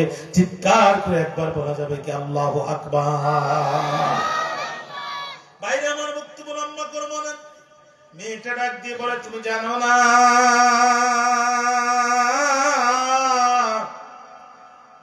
না গো খলিফা, আমি মেয়ে কোরআনের হাফেজা। আল্লাহু আকবার বললেন না? আমার কাছে দলিল আছে। হাজরত ওমর বললেন, রে মেয়েদের বলতো দেখি কি বলতে চাস। মেয়ে ডাক দিয়ে বলে, সাবুকি জানতে চাই, তুমি আমার বাড়িতে গভীর রাত্রিতে প্রবেশ করেছিলে যখন, সামনের দরজা দিয়ে প্রবেশ করেছিলে নাকি পিছনের দরজা দিয়ে প্রবেশ করেছিলে? ওমর ডাক দিয়ে বলে, মেয়ে, আমি পিছনের দরজা দিয়ে প্রবেশ করেছিলাম। মেয়ে বলে, খলিফা দলিল নাও। সূরার নাম সূরা হুজুরাত, সূরাতুল হুজুরাত, আয়াত নাম্বার 4। আল্লাহ রাব্বুল আলামিন বলেন, ইন্নাল্লাযীনা ইউনাদুনাকা মিন ওয়ারাইল হুজুরাত আকসারুহুম লা ইয়াকিলুন। নবী আপনাকে যারা প্রাচীরের পিছন দিক থেকে আহ্বান করে, যারা প্রাচীরের পিছন দিক থেকে আহ্বান করে, যারা নির্বোধ, তারা। ওমর গো, আমি জানতে চাই, তুমি আমার বাড়িতে প্রবেশ করেছিলে যখন, বাড়ির সামনের গেট দিয়ে প্রবেশ করেছিলে নাকি পিছনের গেট দিয়ে প্রবেশ করেছিলে? হযরত ওমর ডাক দিয়ে বলে, পিছনের গেট দিয়ে প্রবেশ করেছিলাম। মেয়ে ডাক দিয়ে বলে, খলিফা ডোন্ট মাইন্ড, আমি নয়, the holy Quran said it's your first crime. মনে কিছু নিও না গো ওমর, এটাই তোমার প্রথম অপরাধ। হযরত ওমর মুস্কি হাসি দিলেন, হে মেয়ে, আর কি অপরাধ করেছি? মেয়ে ডাক দিয়ে কয়, খলিফা তোমার দ্বিতীয় নাম্বার অপরাধ তালাশ করতে গেলে যেতে হবে সূরার নাম সূরাতুন নূর, আয়াত নাম্বার 27। আল্লাহ রাব্বুল আলামিন বলেন, ইয়া আইয়ুহাল্লাযীনা আমানু লা তাদখুলু বুয়ুতান গায়রা বুয়ুতিকুম হাত্তা তাস্তানিসু ওয়া তুসাল্লিমু আলা আহলিহা। চিৎকার করে একবার বলা যাবে কি আল্লাহু আকবার।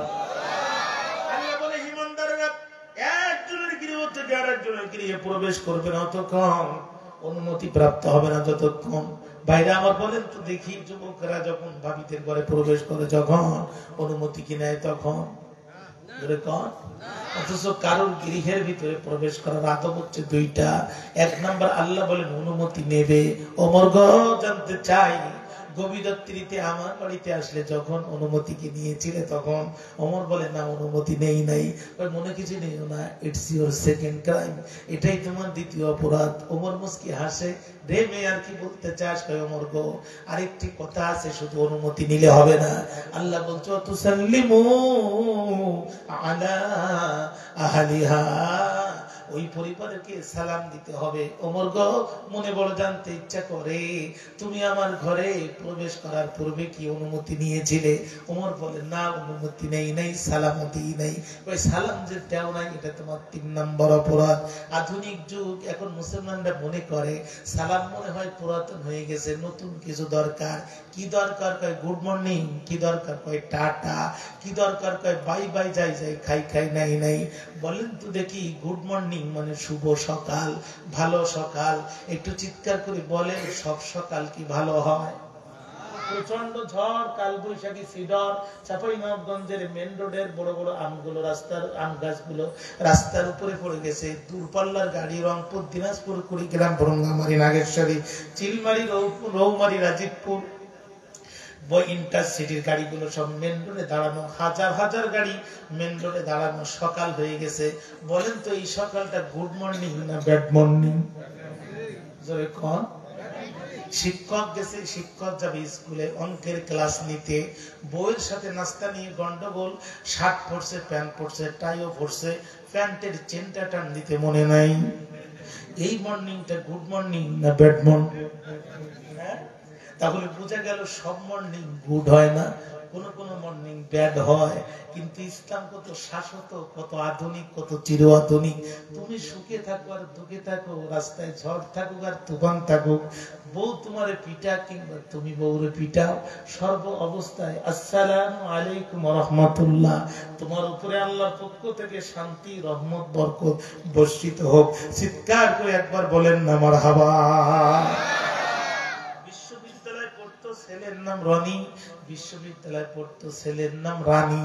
দুইজন মিলে প্রেম করে বিয়ে হয়েছে। 1 বছর পরে একটা সন্তান হয়েছে, নাম রাখছে তার জনি। আপনাদের কষ্ট হচ্ছে তো? মনোযোগ আছে? কেবল তো ওয়াজ শুরু হচ্ছে আস্তে আস্তে, সেদিনের প্রথম বুঝেন না, গলামলা ঠিক হয়ে নিয়ে গেল। ছেলের নাম রনি, মেয়ের নাম রানী। প্রেম করে বিয়ে করেছে, গাছের গোড়ায়, গাছের মাজায়, গাছের আগায় শুধু বসে বসে বাদাম ফাটায় আর খায়। এই জাতির পাবলিক মনে হয় চাঁপাইনবাবগঞ্জে নাই। ওই যে বলছে অভাব নাই, কারণ মালের খবর আছে ওর কাছে, তো জানে ইয়ার মানুষ, ঠিক না? চাঁপাইনবাবগঞ্জের সরকারি কলেজের মধ্যে সকালবেলা যাবেন, আরে ছেলে মেয়ে একসাথে এমন কায়দায় বসে থাকবে, দেখলে মনে হয় যে 12 মাসই কার্তিক মাস, ঠিক না? কিন্তু ইসলামী অনুশাসন প্রতিষ্ঠিত হলে পথে প্রান্তরে এইভাবে প্রাণীর মতো মেলামেশা করার সুযোগ থাকবে না, ঠিক না? বন্ধুরা আমার, বক্তব্য লম্বা করবো না। প্রেম করে পিতামাতার মনে কষ্ট দিয়া বিশ্ববিদ্যালয়ে পড়তে এসে বিয়ে করেছে। 1 বছর পরে একটা সন্তান হয়েছে, নাম তার জনি। এখন স্বামী স্ত্রী এতই আল্টা মডার্ন, ইসলামের ধার ধারে না, রাসূলের সুন্নাত মানে না। একজন ছেলে মেয়ের নাম ধরে ডাকে এই রানী, মেয়েও ছেলের নাম ধরে ডাকে রনি। এখন জনি ছোটকাল থেকে দেখতেছে আব্বু আম্মুর নাম ধরে ডাকে, আম্মু আব্বুর নাম ধরে ডাকে। এই শিখি মোটামুটি বয়স তার 5 বছর। ডিমান্ড করলো হ্যাপি বার্থডে টু ইউ, জন্মদিনের কেক কাটতে হবে। এটা খ্রিস্টানদের সংস্কৃতি, মুসলমানের সংস্কৃতি নয়। ভাইরা আমার, কেক ব্যবস্থা করা হলো, বন্ধু বান্ধবদেরকে ডাক দেওয়া হলো। সমবেত বন্ধু আর বান্ধবদের সামনে ছেলে তার মাকে বলতেছে, এই রানী আমার পায়ের জুতা টাটকায় দাও, এই রানী আমার 1 গ্লাস পানি দাও। বলেন তো দেখি, বন্ধু বান্ধবের সামনে ছোট্ট ছেলে যখন বাবার মায়ের নাম ধরে ডাকলো, মান সম্মান কি থাকলো? ধরে বলেন।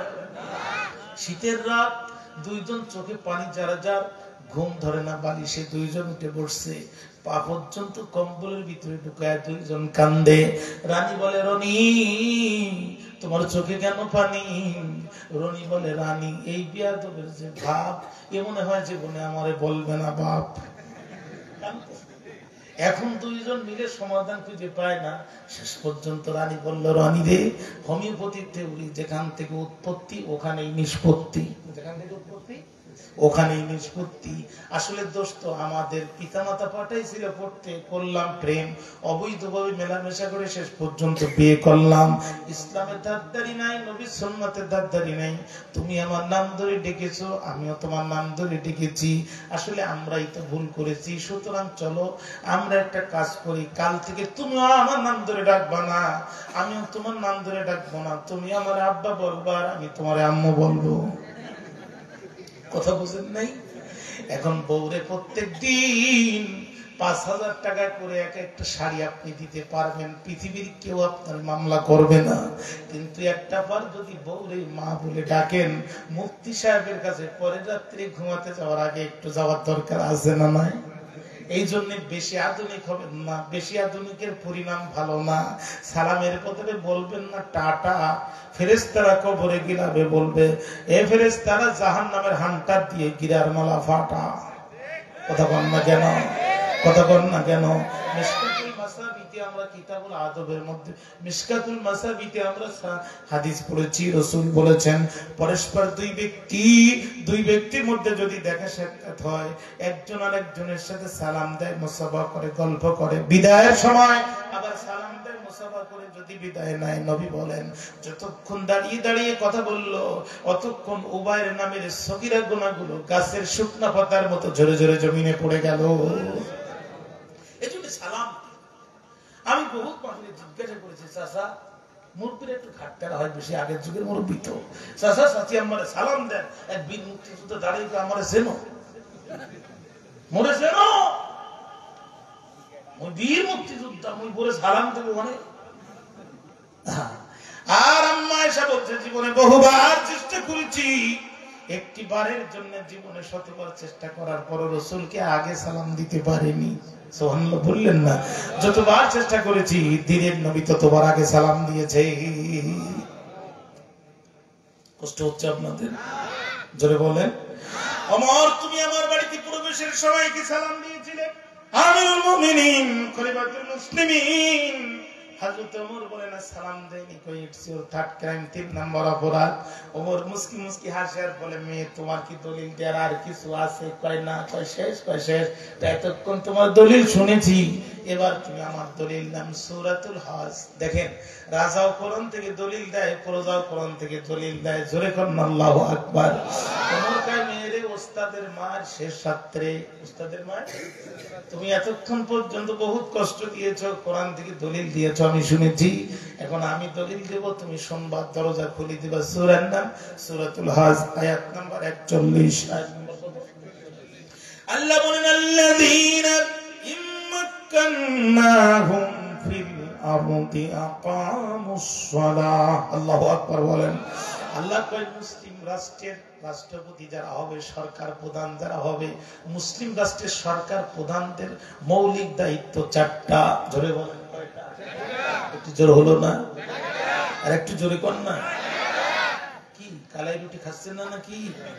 আওয়াজ নাই কেন? একটু জোরে বলেন কয়টা? আরো জোরে। জোর হলো না? আর মুসলমান ভোটাররাও ভোট দেবে এই ৪টা কর্মসূচি দেখে, ঠিক না? এর মধ্যে ১ নম্বর কর্মসূচি হচ্ছে পার্লামেন্টের প্রথম অধিবেশনে আকামুস সালাহ, তারা পার্লামেন্টে দাঁড়িয়ে নামাজের বিল বাস্তবায়ন করবে। কথা বুঝেননি? হ্যাঁ, বহু সরকার নির্বাচিত করলাম, কেউ নামাজের বিল বাস্তবায়ন করলো না। কোরআনের এই আয়াতে এদেরকে মুসলমানদের সরকার বলা চলে না। এদেরকে যদি মুসলমানদের সরকার বলা না চলে, আমরা যারা নির্বাচিত করলাম আমরাও তো মুসলমান দাবি করতে পারি না। কথা বলেন না কেন? ১০-১২ বছর আগে পাবনা শহরে বাংলা বাজার ওয়াজ করলাম, শীতের রাত, আমার গাড়ি ছিল না, বেচারা যুবক মানুষ হুন্ডাটা আমাকে রিসিভ করেছে, পথে একটু বন্ধুত্ব হয়েছে। শেষ রাত নাক ডাকায় ঘুমাচ্ছে, কমিটি সেক্রেটারি যদি এইভাবে ঘুমায় তাহলে বাকি সদস্যের অবস্থা কি? আমি তাড়াতাড়ি উঠে বললাম, ভাই ওঠেন, আমার তো ঠান্ডার সমস্যা, একটু উঁচু করি, একসাথে একটু গরম পানি করে নিয়ে আসেন, নামাজ পড়ি। হুজুর আপনি পড়েন। আমি চিন্তা করলাম যে এতক্ষণ একটু কথাবার্তা হয়েছে, একটু আন্তরিকতার সাথে ডাকি। বললাম ভাই ওঠে, বললাম না আপনি পড়েন। আমি চিন্তা করলাম এর যদি আর একবার ডাকি, এ তো আমার হাদিয়া তো দিবে না, আর ওর কাছে আমার সেই ব্যাগটা দেয়া আছে, ওতে বিগত 15 দিনের হাদিয়া জমা আছে, ওটাও দেবে না। বলেন তো দেখি, আমি এখানে একদিন ব্যাপী না, প্রত্যেক দিন যদি এই মাঠে কিয়ামত ব্যাপী তাফসীর মাহফিল হয়, কি ব্যাপী? কিয়ামত ব্যাপী, মানে যতদিন কিয়ামত হবে না এই মাঠের মাহফিল ততদিন বন্ধ। প্রত্যেকদিন একটা করে বক্তা আপনারা নিয়ে আসবেন, পাকা সামিয়ানা করবেন, বৃষ্টি হলো সমস্যা নেই, সাউন্ড বক্স দিয়ে চলবে। তারপর এই গ্রামের শতভাগ মানুষ নামাজি হবে না, ঠিক না? কিন্তু এই এলাকার পার্লামেন্টের মেম্বার হবেন যিনি, যদি সংসদে দাঁড়িয়ে বলেন তিনি মাননীয় স্পিকার, সূরা ফাতির 41 নম্বর আয়াত অনুযায়ী বাংলাদেশের সংবিধানে নামাজের বিল আনা দরকার। স্পিকার বলবে সংসদের সামনে প্রশ্ন হচ্ছে সূরাতুল হজ্জের 41 নম্বর আয়াতের বাস্তবায়ন উপলক্ষে বাংলাদেশের প্রত্যেকটা প্রাপ্তবয়স্ক নর নারীর উপরে নামাজের বিল বাস্তবায়ন করা হোক, ওয়ানাদায় তাদের উপরে শাস্তিযোগ্য অপরাধ হিসেবে গণ্য করা হোক। স্পিকার বলবে সংসদের সামনে প্রশ্ন হচ্ছে, এখন আপনারা পক্ষে যারা আছেন তারা হা বলুন, বিপক্ষে যারা আছেন তারা না বলুন। আমার মনে হয় হা জয় যুক্ত হয়েছে, হা জয় যুক্ত হয়েছে, নামাজের বিল পাস হয়ে গেল, রাষ্ট্রপতি সিগনেচার করলো, আইন হয়ে গেল, পুলিশের কাছে চলে আসলো, আইনের খসড়া প্রিন্ট ইলেকট্রনিক মিডিয়ায় লেখালেখি হয়ে গেল। এখন আগামীকাল সকালবেলা জীবনে ফজরের নামাজে যেত না যারা, মুয়াজ্জিনের আগে হাজির হবে তারা। বলেন তো দেখি পার্লামেন্টে কোরআন যাওয়া দরকার আছে না? না, আসলে তো ওয়াজ সেখানে হচ্ছে না। এখানে সর্বোচ্চ থাকলে স্কুলের টিচার, মাদ্রাসার প্রভাষক, যাদের 2 টাকা চুরি করে খাওয়ার কোনো সুযোগ নেই। এই লোকগুলো তো সমাজে ভালো লোক। ওয়াজ দরকার ওসিদের, এসপিদের, ডিসিদের। পার্লামেন্টে পাঠালো মানুষ আল্লামা দেলোয়ার হোসেন সাঈদীকে, তিনি পার্লামেন্টে গেলেন, স্পিকারকে মাথা নিচু করে সিজদা করে পার্লামেন্টে ঢোকার নিয়ম ছিল। সাঈদী সাহেব পার্লামেন্টে দাঁড়ালেন, মাইক হাতে নিলেন, কোরআন থেকে দলিল দিলেন, হাদিস থেকে হাদিস পাঠ করে বক্তৃতা পেশ করলেন। স্পিকার ছিল তদানীন্তন সিলেটের হুমায়ুন রশিদ চৌধুরী। তিনি সাঈদী সাহেবের বক্তৃতায় এতটাই আবেগ আপ্লবিত হয়ে গেল, তিনি মাইক ধরে বলল, এটার সাথে সাথে ভোটে দিয়ে দিল। নিজের দলে লোক মাত্র 3 জন, কিন্তু তার বক্তৃতায় এতটা প্রভাব বিস্তার করেছে, সবাই হাত তুলেছে, হাজয় যুক্ত হয়েছে, ভেঙ্গে ফেলা হলো শিরিকের কারখানা। সেখান থেকে আজ পর্যন্ত আজ মাথা উঁচু করা লাগে না। এবার বলেন তো, কোরআন হাদিসের শিক্ষা যারা শিক্ষিত, তাদের পার্লামেন্টে যাওয়ার দরকার আছে না নাই?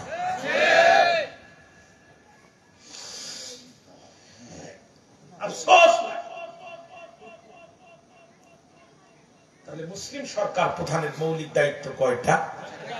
আপনাদের ঘুম আসতেছে, মৌলিক দায়িত্ব কয়টা? 4টা। 1 নম্বর আকামুস সালাহ, 2 নম্বর ওয়া আতাউজ যাকাত, যাকাত দিতে হবে। যাকাত না দিলে তার শাস্তি কি হবে?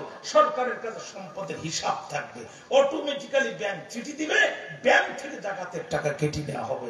এই দেশের যত মানুষ ধনী মানুষ, এদের যদি যাকাতের টাকা কেটে নেওয়া হতো, 5 বছর পরে এই দেশে গরিব মানুষ খুঁজে পাওয়া যেত না। কথা বলেন না কেন? কিন্তু আজকে যাকাত ভিত্তিক অর্থনীতি এই দেশে না থাকার কারণে, এই দেশের অর্থনীতিতে যাকাতের ব্যবস্থা না থাকার কারণে কেউ থাকে আজ 7 তলায়, কেউ থাকে আজ গাছতলায়। কিন্তু ইসলাম এসেছে এই গাছতলার মানুষগুলোকে তুলে অন্তত 3 তলায় দাঁড় করে সমতা করার জন্য। সাসা নামাজ পড়ে ঠিক, কিন্তু যাকাত দেওয়ার বেলা 8 নম্বর। রমজান মাসে যাকাত দেওয়ার মার চাচা মসজিদের ইমামের কাছে হাজির হয়, হুজুর ছেলে একটা আমেরিকার, মেয়ে একটা কানাডায়, জাহাজ একটা আটলান্টিকে আটকে গেছে, নৌকা একটা ডুবে গেছে, মানে এমন বিপদের কথা হুজুরের সামনে হাজির করে, ও যাতে হুজুরের মুখ দিয়ে বের করে নেবে, তাহলে এর বছর যাকাত দেওয়ার দরকার নাই। এই জাতের মুসলিম সমাজে আছে না নাই? 12:30 বেজে গেছে, ঘুমের দরকার আপনাদের, আমি বুঝতেছি, শেষ করে দিচ্ছি। এই জাতের মুসলিম সমাজে আছে না নাই? ঋণাত্মক আর ধনাত্মক 2টা জিনিস, নেগেটিভ পজিটিভ, এক না হলে যেমন আলো জ্বলে না। কোরআনে যেখানে আল্লাহ নামাজের সালাতের কথা বলেছেন, সেখানে এই যাকাতের কথা বলেছেন। আপনি সারা জীবন নামাজ পড়বেন, যাকাত দেবেন না, আপনার ঈমানের বাতি জ্বলবে না। যাকাত দিতে হবে আপনাকে, যাকাত ভিত্তিক অর্থনীতিতে বিশ্বাস করতে হবে। কারা যাকাত দেবে? যাকাত নিয়ে আমার দেশে যে তামাশা হয়, একটা পাতলা শাড়ি স্পেশাল ভাবে অর্ডার দেওয়া হয়, এগুলো বলে জাকাতের শাড়ি। কথা বলেন, স্পেশাল ভাবে অর্ডার দিয়ে জাকাতের শাড়ি, জাকাতের লুঙ্গি বলে কোনো শব্দ নাই। জাকাত যে জিনিসের সেই জিনিস দিয়ে আদায় করতে হবে। কথা কি বুঝতে পেরেছেন প্রিয় ভাই? আফসোস। 3 নম্বরে আমারু বিল মারুফ, সৎ কাজের আদেশ করতে হবে। 4 নম্বরে ওয়া নাহাউ আনিল মুনকার, অসৎ কাজে বাধা দিতে হবে। আমিরুল মুমিনিন খলিফাতুল মুসলিমিন ডাক দিয়ে বলে, মেয়ে রে মেয়ে, সৎ কাজের আদেশ দেওয়ার, অসৎ কাজে বাধা দেয়া এটা মুসলিম সরকারের 3 নম্বর এবং 4 নম্বর দায়িত্ব। কথা কি বুঝতে পেরেছেন? আজকে কোরআনের সরকার না থাকার কারণে অসৎ কাজের আদেশ দেওয়া হয় আর সৎ কাজে বাধা দেওয়া হয়। কিন্তু আল্লাহ বলছেন, কুনতুম খায়রা উম্মাতিন উখরিজাত লিন-নাস তা'মুরুনা বিল মা'রুফি ওয়া তানহাউনা আনিল মুনকার। তোমরাই শ্রেষ্ঠ জাতি, তোমাদেরকে সৃষ্টি করা হয়েছে গোটা পৃথিবীর নেতৃত্ব দেওয়ার জন্য। এই জন্য পৃথিবীর মধ্যখান হচ্ছে আরব রাষ্ট্রগুলো, এই পৃথিবীর মাঝখান আল্লাহ মুসলমানদেরকে দিয়েছে, যারা মুসলমানরা পৃথিবীর মাঝখানে বসে গোটা পৃথিবীর নেতৃত্ব দিতে পারে। এই জন্য আল্লাহ কয়, তোমাদের দায়িত্ব 2টা। 1 নম্বর তোমরা সৎ কাজের আদেশ দেবে, 2 নম্বর অসৎ কাজে বাধা প্রদান করবে। আমাদের দেশে সৎ কাজের আদেশ দেওয়া লোকের অভাব নাই, কিন্তু অসৎ কাজে বাধা দেওয়ার লোক নাই। কথা বলেন না কেন প্রিয় ভাইরা? ও বন্ধুরা আমার, আমরা চলি রাস্তার বাম পাশ দিয়ে, কিন্তু ইসলাম বলছে ডান পাশ দিয়ে চলতে হবে। সৌদি আরবের রাস্তার ডান পাশ দিয়ে চলবেন, রাসূলের সুন্নাত আদায় হবে, যত কদম ফেলবেন তত সওয়াব হবে। আর আমরা ব্রিটিশের তৈরি করা আইন অনুযায়ী 90% মুসলমান দেশ হওয়ার পর রাস্তার বাম পাশ দিয়ে চলি। কিন্তু আপনি যদি কালকে ঘাটতারামি করে রাস্তা ডান পাশ দিয়ে চান, আপনি আপনার জীবন নিয়ে রাজশাহী পর্যন্ত যেতে পারবেন না। ঠিক না ঠিক বলেন? তাহলে বলেন তো দেখি, সৎ কাজের আদেশ যারা দেয়, অসৎ কাজে বাধা যারা দেয়, এরকম মানুষের পিছনে আমাদের যাওয়ার দরকার আছে না নাই? বন্ধু, বক্তব্য দিয়ে লম্বা করার সুযোগ নাই। আমিরুল মুমিনিন খলিফাতুল মুসলিমিন হযরত ওমর বললেন, মেয়ে তুই যে গান গাইলি এটা সৎ কাজ না অসৎ কাজ? মেয়ে বলছে, নিঃসন্দেহ সৎ কাজ। ওমর বলল, মেয়ে শুধু পিছনের দরজা দিয়ে কেন? অনুমতি না নিয়ে কেন? সালাম না নিয়ে কেন? যদি তোর আমার লোকজন যদি তোর বাড়ির ছাদের উপরে ল্যান্ড করে ড্রিল মেশিন দিয়ে ছাদ কেটে তোরে গ্রেফতার করতে হয়, মুসলিম রাষ্ট্রের রাষ্ট্রপ্রধান হিসাবে আমাকে এই পাওয়ার দিয়েছেন যিনি আহকামুল হাকিমিন রব্বুল আলামিন, তিনি। জোরে কান আল্লাহু আকবার। রে মেয়ে, কাল বিলম্ব করিস না, দরজা খুলে দে আর বল গান কেন গাইলি? মেয়ে তখন বলছে, খলিফা গান গাইছি তোমার মতো অযোগ্য নেতার কারণে। ঝামেলা একটা বাতাইছে না? বলেন তো দেখি, ওমর যোগ্য না অযোগ্য? আর একটু জোরে বলেন না কেন? গাছের পাতা পড়ে গেছে। হযরত ওমর তুলে বলছে, আল্লাহ, এই গাছটির জীবন ছিল, পাতাটি তার সাথে ছিল। গাছটি শুকিয়ে গেছে, পাতাটি পড়ে গেছে, বৃষ্টি হবে, মাটিতে মিশে যাবে, কিয়ামতের দিনে এই পাতাটি আর জাগ্রত হবে না। আল্লাহ, আমি ওমরের চেয়ে গাছের পাতা কত না সৌভাগ্যবান। কিন্তু ফোরাত নদীর তীরে একটা কুত্তা যদি পানি না পান করে মারা যায়, কিয়ামতের দিন আমি ওমরকে তোমার দরবারে দাঁড়িয়ে জবাব দিতে হবে। এমন চিন্তা যার ভিতরে কাজ করে, সে কি অযোগ্য হতে পারে? মেয়ে বলতেছে, তুমি অযোগ্য, তুমি যেই দিন থেকে প্রেসিডেন্ট হয়েছো ওই দিন থেকে আমার কপাল পড়েছে। ওমর গেছে আরো রেখে, তুই কি শুরু করলি? প্রথমে বললে আমি কোরআন লঙ্ঘন করেছি, এরপরে বলছিস যে আমি অযোগ্য। আমি যদি অযোগ্য হই, আমি তো পোস্টার বাড়ি ভোটছি, নেতা হয়নি, তোরা আমারে বানাইছিস। আর ইমাম যদি ভুল করে মুক্তা দিয়ে পিছন দিক থেকে লোকমা দেবে, লোকমাও দিলি না, এখন আমার অযোগ্য কেন বললি? এই কথার বিচার আগে করতে হবে। আর ইমাম সৌদি আরব থেকে এক লোক আসছে, চিন্তা করলো রসুলের দেশ থেকে বাড়ি যাব, একটা টুপি নিয়ে যাব না, পাগড়ি নিয়ে যাব না, একটা পাঞ্জাবি নিয়ে যাব না, তা কি আর হয়? লম্বা জুব্বা নিয়ে আসছে, বেচারা 2 দিন রেস্ট নেওয়ার পরে মাগরিবের নামাজ পড়বে, পড়ছে লম্বা পাঞ্জাবি, তার উপরে দিছে টুপি, এর উপরে রুমাল, তার উপরে তাজ, বেচারার মুখস্থ শুধু সূরা নাস, আর পড়তে গেছে মাগরিবের নামাজ। এখন ইমামও গেছে ছুটিতে, মুয়াজ্জিনও গেছে বেড়াইতে, এখন ইমামতির দায়িত্ব কার? পাঞ্জাবি ঝুল লম্বা যার, ইমামতির দায়িত্ব তো তার। আমাদের দেশে যে লোকের পাঞ্জাবি যত লম্বা সে তত বড় হুজুর। ঠিক না বেঠিক বল? এখন ওরে শুধু বলছে বাবা সামনে যাও, ও বলছে ও তো জানে আমার পুঁজি কত দূর, ও দিয়ে 1 রাকাত হবে 3 রাকাত কুল হবে না। আসরের নামাজ হতো, আমি কি পড়লাম আল্লাহ জানতো, এরা জানতো না, মান সম্মান বাঁচতো, মাগরিবে আমি মসজিদের বারান্দায় আসতাম না। কিন্তু এই অবস্থায় আমি কেমনে যাই? বলছে যাও বাপ। ও বলছে এতটাই খাও, লম্বা পাঞ্জাবি দেখলি সামনে যাও। পিছন দিতে মুসল্লি বলছে বাপ তোমার পাঞ্জাবির যে ভাব, তোমার মতো হুজুর পিছনে রেখে আমরা সামনে গেলে হবে মহাপাপ, তুমি দেও আর রাখা। মুসল্লিও শোনে না, ইমামও যায় না, রাকাতে সালাতে পাঞ্জাবি পরা ঠেলাতে আল্লাহু আকবার। এই যে পুরো রাকাতে সূরা নাসের টান, মুসল্লিরা বলছে আহ জুড়াই গেল জান, যে মধুর টান, এই না ইমাম বলি ইমাম, বাবা সৌদির ইমাম। ইমাম মনে মনে কয় তোমরা খুশি হচ্ছ ভাই, আমার তো পরের রাকাতে সোজা গিয়ে দাঁড়ানোর পুঁজি নাই। 2 রাকাতের মাঝখানে এক তাসবিহ, 2 সিজদার মাঝখানে এক তাসবিহ পরিমাণ বসতে হয়। ইমাম সাহেব অ্যাঙ্গেলে তাকিয়ে থাকে, ফ্যানটা বন্ধ করলেন, এই জন্য তো আমার গলা বসতেছে, ঘাম বসতেছে গায়ে। হ্যাঁ জি, ওরাও চিন্তা করছে রাত গভীর গিয়ে তার কতক্ষণ চালানো। আচ্ছা আচ্ছা, হ্যাঁ না ঠিক আছে, না দরদ আছে,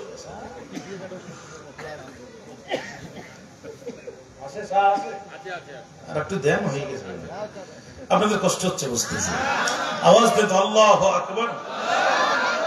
হ্যাঁ তাকান, ইমাম না হলে ইমাম সৌদির ইমাম।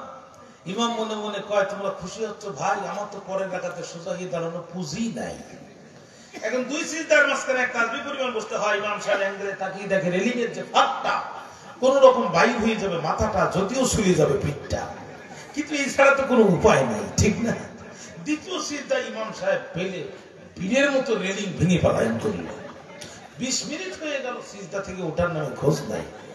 এখন আমরা 20-25 মিনিট আধা ঘন্টা চিন্তায় থাকতে পারি, আল্লাহ আমরা যুবক মানুষ, আল্লাহ আমাদেরকে শক্তি দিয়েছে, কিন্তু আমাদের মুরব্বী চাচারা কি আর এতক্ষণ পারবে? মুরব্বীরা শুধু কাশে, মানে ওটা কাশি না, ওটা ইমামকে তোলার বাসি, কিন্তু ইমাম ওঠে না। শেষ পর্যন্ত এক মুরব্বী বলেই ফেললো, ইমাম সাহেব আমার উজু যায় যায় ভাব। আর এক মুরব্বী বলছে বাবা জীবনে বহুত নামাজ পড়ি, এরকম বিপদে তো পড়িনি। আর এক মুরব্বীর পাশে এক ছোট্ট বাচ্চাকে বলছে খোকা তোর উপরে এখনো নামাজ ফরজ হয়নি, তুই একটু মাথা উঁচু করে দেখ তো, বললো না স্ট্রোক করি, ও তো জীবিত থাকি এতক্ষণ উঠার কথা। ছোট পিচ্চি বলছে ওঠেন কাকা ওঠেন কাকা, সে মেম্বার ফাঁকা, মেম্বার ফাঁকা, কিয়ামত পর্যন্ত সিজদায় থাকলো, সে তোলার লোক নেই সামনে। মুরব্বীরা উঠে বলছে হায় সর্বনাশ, এত সুন্দর দাড়ি, এত সুন্দর টুপি, এত সুন্দর পাঞ্জাবি, এই হাতের তসবিহের মাথার পট্টি থেকে যে ইমাম নিয়োগ করলাম, এই ইমাম আজ 20 কোটি মানুষকে সিজদায় ফেলি ফের পর্যন্ত পিছন দিক থেকে হেলিকপ্টারে বলে কথা কন না। মুরব্বী বলছে শোনো, ভুল তো আমাদের হয়েছে, ভুল তো আমাদের হয়েছে, আমরা ইমাম নিয়োগ করেছি টুপি দেখে, তসবি দেখে আর পট্টি দেখে। তসবি পট্টি দেখে টুপি ইমাম নিয়োগ করা যাবে না, ইমাম নিয়োগ করতে হবে কোরআন নামক দাড়িপাল্লায় তুলতে হবে, আর রসুলের হাদিস নামক সুন্নাহ দিয়ে ওজন করতে হবে। যেটা টিকবে ওইটার পিছনে যেতে হবে, যেটা টিকবে না ওইটাকে আজই 3 তালাক মারতে হবে। তা না হলে মসজিদে যেমন নামাজ হবে না, সমাজের গমচুরু বন্ধ হবে না। কথায় কথা বলে জালে বাড়ে কি, বহু কথা মাথায় আসছে, আমি করব কি? সোনার মানুষ ছিল আমার এলাকায় মাওলানা রিয়াসত আলী বিশ্বাস, 2 বারের মেম্বার, 2 বারের চেয়ারম্যান, 2 বারের উপজেলা চেয়ারম্যান, এরপরে এমপি। রাষ্ট্রের এমন কোন দায়িত্ব নাই তিনি পালন করেন নাই, মাদ্রাসার প্রিন্সিপাল। এখন পর্যন্ত তার বাড়িতে যদি যান আর বৃষ্টি যদি হয়, বৃষ্টির পানি তার বাড়িতে পড়বে, কিন্তু জনগণের 5 টাকা খান নাই। এরা ছিলেন মসজিদেরও ইমাম, সমাজেরও ইমাম, ঠিক না বেটি বল? আমার মানে আমি কিভাবে অযোগ্য ইমাম হলাম তার পরিচয় দেয়। মেয়ে ডাকতে বলে আমিরুল মুমিনিন, মাথা ঠান্ডা করো, জবাব দিচ্ছি কোরআন থেকে যেমন দলিল দিয়েছি তুমি যে অযোগ্য নেতা তার প্রমাণ পেশ করতেছি। একটি ছোট্ট কন্যা সন্তান, শৈশব যায় কৈশোর আসে, কৈশোর যায় যৌবন আসে, যৌবন আসে যখন পিতামাতা বিয়ের ব্যবস্থা করে তখন, ঠিক না? কিন্তু এখন আর পিতামাতার বিয়ে দেওয়া লাগে না, মোবাইল একটা কিনে দিলে যার ঘটে সেই কালি দিতে পারে। ভাইরা আমার, মেয়ে বলে আমিরুল মুমিনিন, আমার বিয়ের বয়স হয়ে গেল, আমার পিতামাতা আমাকে বিয়ের ব্যবস্থা করলো, দুইটা মিলি হাসনা হেন দিয়ে সাজানো অপরূপ বাসর সজ্জার মধ্যে সাজানো হলো, আর আমি বাসর সজ্জার মধ্যে বসে বসে কোরআন তেলাওয়াত করতেছি। সুবহানাল্লাহ বলেন। ইতিমধ্যে আমার বাসর সজ্জার সামনে এসেছেন যিনি রাসূলের সাহাবী হযরত সাদ বিন আবি ওয়াক্কাসের পুত্র আব্দুল্লাহ বিন আবি সাদ, তিনি আমিরুল মুমিনিন, তিনি আজকে আমার বাসর ঘরের বর। সুবহানাল্লাহ কোন। আর আমি ঘরে বসে বসে কোরআন তেলাওয়াত করতেছি। এমন সম্মানী যুগ ছিল, মুসলিম নারীরা বাসর সজ্জায় কোরআন তেলাওয়াত করত। আর আজকে কি অবস্থা হলো, বাসর ঘরে যাওয়ার আগে সাউন্ড বক্স ফিট করা, ধুম্মা চলে ধুম্মা চলে ধুম, ঠিক না?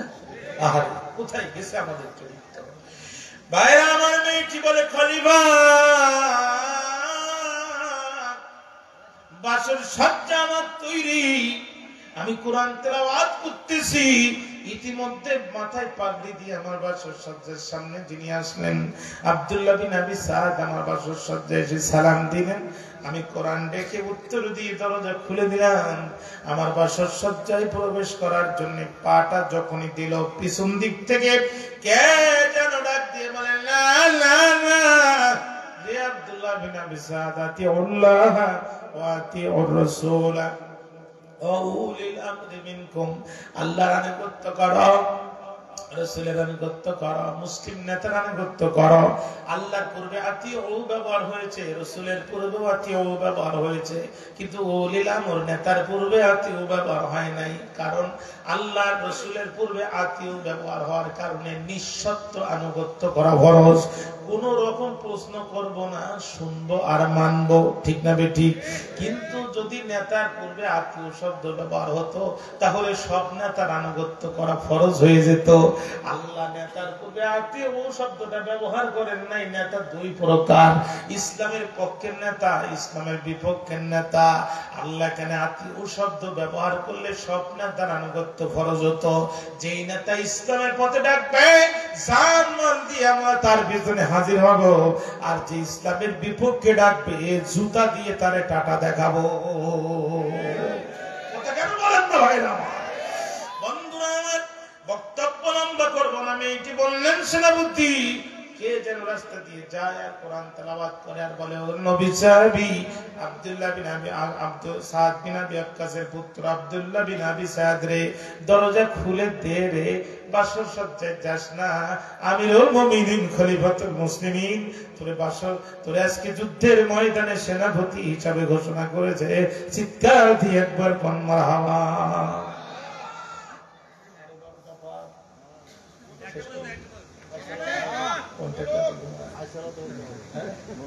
না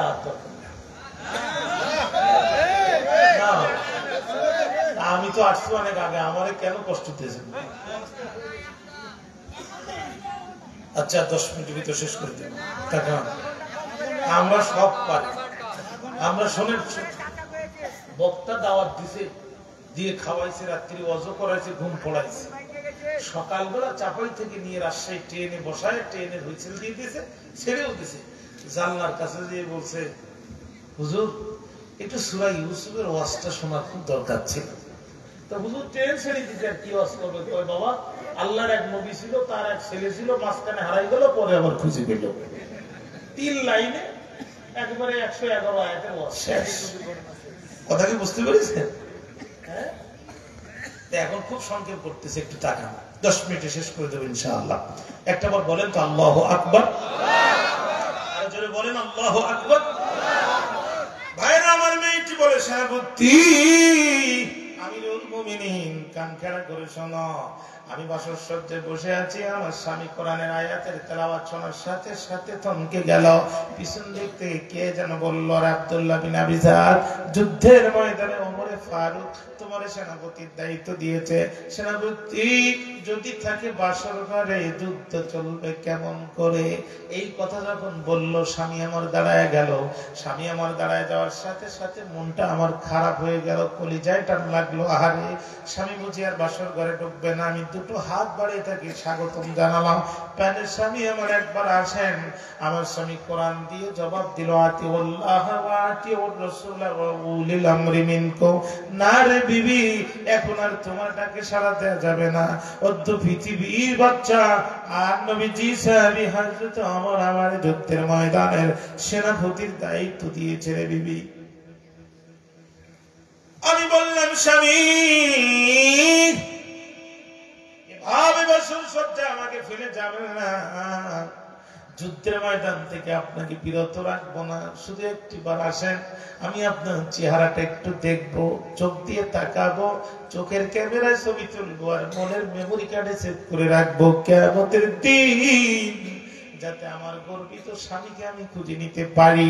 সঙ্গে সঙ্গে স্বামী আমার জবাব দিল, কুলিন্না সলাতি ওয়া নুসুকি ওয়া মাহইয়ায়া ওয়া মামাতি লিল্লাহি রাব্বিল আলামিন। আমাদের নামাজ, আমাদের হজ, আমাদের কুরবানি, আমাদের যাকাত দেয়া, আমাদের আন্দোলন করা, আমাদের মরা, আমাদের মারা, আমাদের মা বক্তৃতা করা, আমাদের বক্তৃতা শোনা, চিৎকার করে বলেন প্রাণের ভাইরা, কার জন্যে? আরে জোরে কন না, কার জন্যে?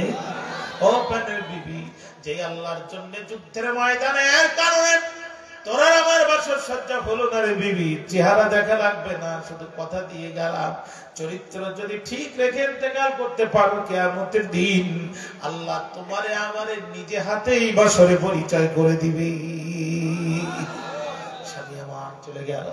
জুইটা মিলে আসতে হয় না, এই সাজানো ফুলগুলো আস্তে আস্তে করে ঝরে পড়ল। ও মদিনার খলিফা ওমর, এই গান গেয়েছি শুধু তোমার কারণে। ওমর ভাই, এর মধ্যে গানের কি সম্পর্ক? কয় দাঁড়াও, খাটার মজা তলে একটু অপেক্ষা করো। এরা কই যায়?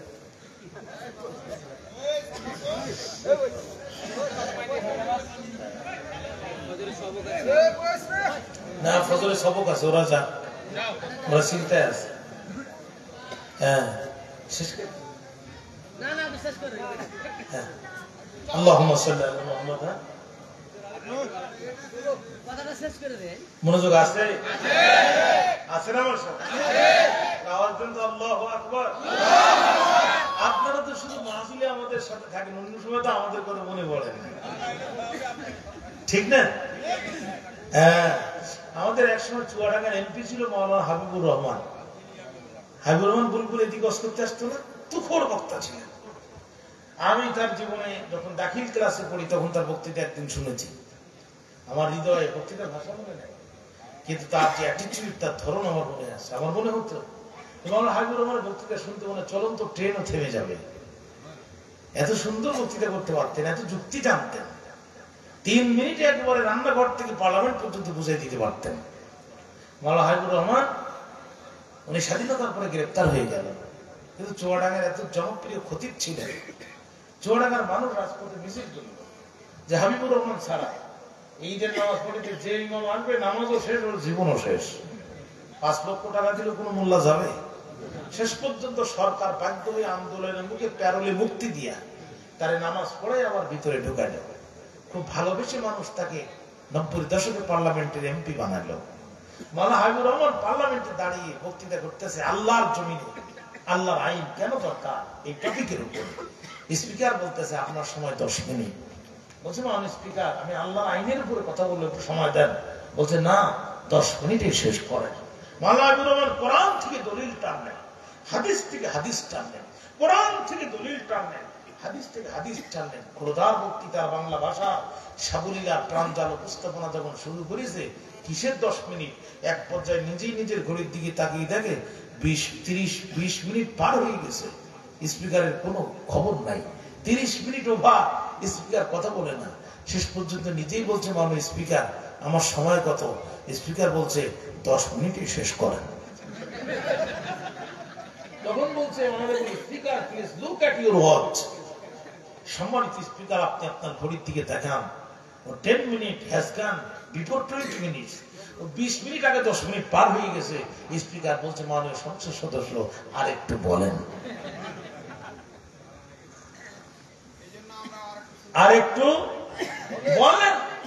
মানে হাবিবুর বক্তব্য দিতে যখন এক পর্যায়ে নিজেই বক্তব্য শেষ করলো, স্পিকার তখন বলছে মাননীয় সংসদ সদস্য যে কথা বলেছেন টাটকা কথা, কথার মতো কথা, শোনার মতো কথা, শোনা গেল দুঃখিত, মানা গেল না। কোরআনের কথা আমরা রাত থেকে শুনতে পারি, রাত গভীর হয়ে গেছে, বউ টেলিফোন করে যাবে, আরে মোবাইল, কি বিপদ। আল্লাহ মাফ করো।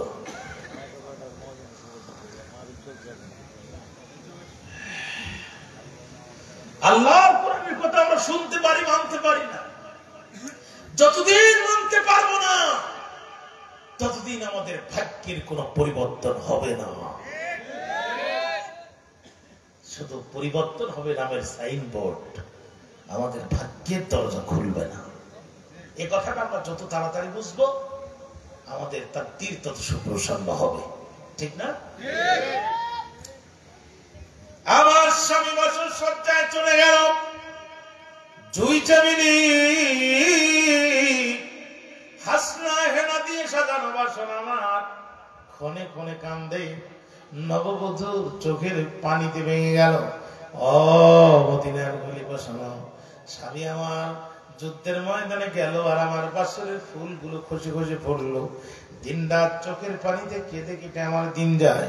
কিছুদিন পরে কে যেন এসে আমার ডাক দিয়ে বলে, রে বেটা তোর চোখের পানি আর পড়বে না রে, শুনেছি তোর স্বামী যুদ্ধের ময়দানে শহীদ হয় নাই রে, তোর স্বামী লড়াকুর মতো যুদ্ধ করে কোরআনের পতাকা বিজয়ী করে সৈন্য নিয়ে মদিনার মাটিতে পারে গেছে। আর খুশিতে আবার মনটা ভরে গেল। আমি পুরাতন শুকনা ফুলগুলো আবার নিয়ে বাসর সাজালাম। বলো তো মদিনার গলিবা বাসর সজ্জার ফুল আমার পুরাতন হতে পারে, কিন্তু আমি নববধূর মন তো আর পুরাতন না। আমি সাজালাম আর বসে বসে কোরআন তেলাওয়াত করতেছি, কবে আমার স্বামী আসবে। আরে রাত কেটে গেল, সকাল হয়ে গেল, 3 দিন পরে শুনতে পেলাম আমার স্বামী আর কোনদিন আসবে না, কারণ আমার স্বামীকে অমুক দেশের গভর্নর করে পাঠায় দিয়েছে। আমার বাসর আবার ভেঙে গেল। কিছুদিন পরে স্বামী আবার আসলো, কে যেন ডাক দিয়ে বলে, রে তোর ভাগ্য ভালো রে, তোর স্বামী আবার সুস্থ শরীরে মদিনায় ফিরেছে। আমি আবার বাসর সজ্জা তৈরি করলাম, কিন্তু না না না, আমার স্বামী বারবার ফিরে। আর আমার স্বামীর পরিবারের কাছে আসার জন্য খোঁজ খবর না নিয়া মদিনার খলিফা ওমর তার উপরে একটার পর একটা দায়িত্ব দিতে থাকে। বলো তো ওমর, আমি যদি আর সাধারণ ঘরের মেয়ে না হয়ে তোমার ঘরের মেয়ে হতাম, বাবা হয়ে কি তুমি আমার বাসর সজ্জা ভাবে ভাঙতে পারতে? ওমর বলে, মেয়ের সাথে গান গাওয়ার কি সম্পর্ক?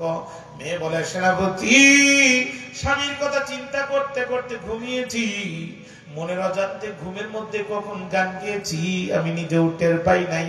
তবে ওই গান কারোর জন্য না, ওই গান শুধুমাত্র আমার স্বামীর জন্য।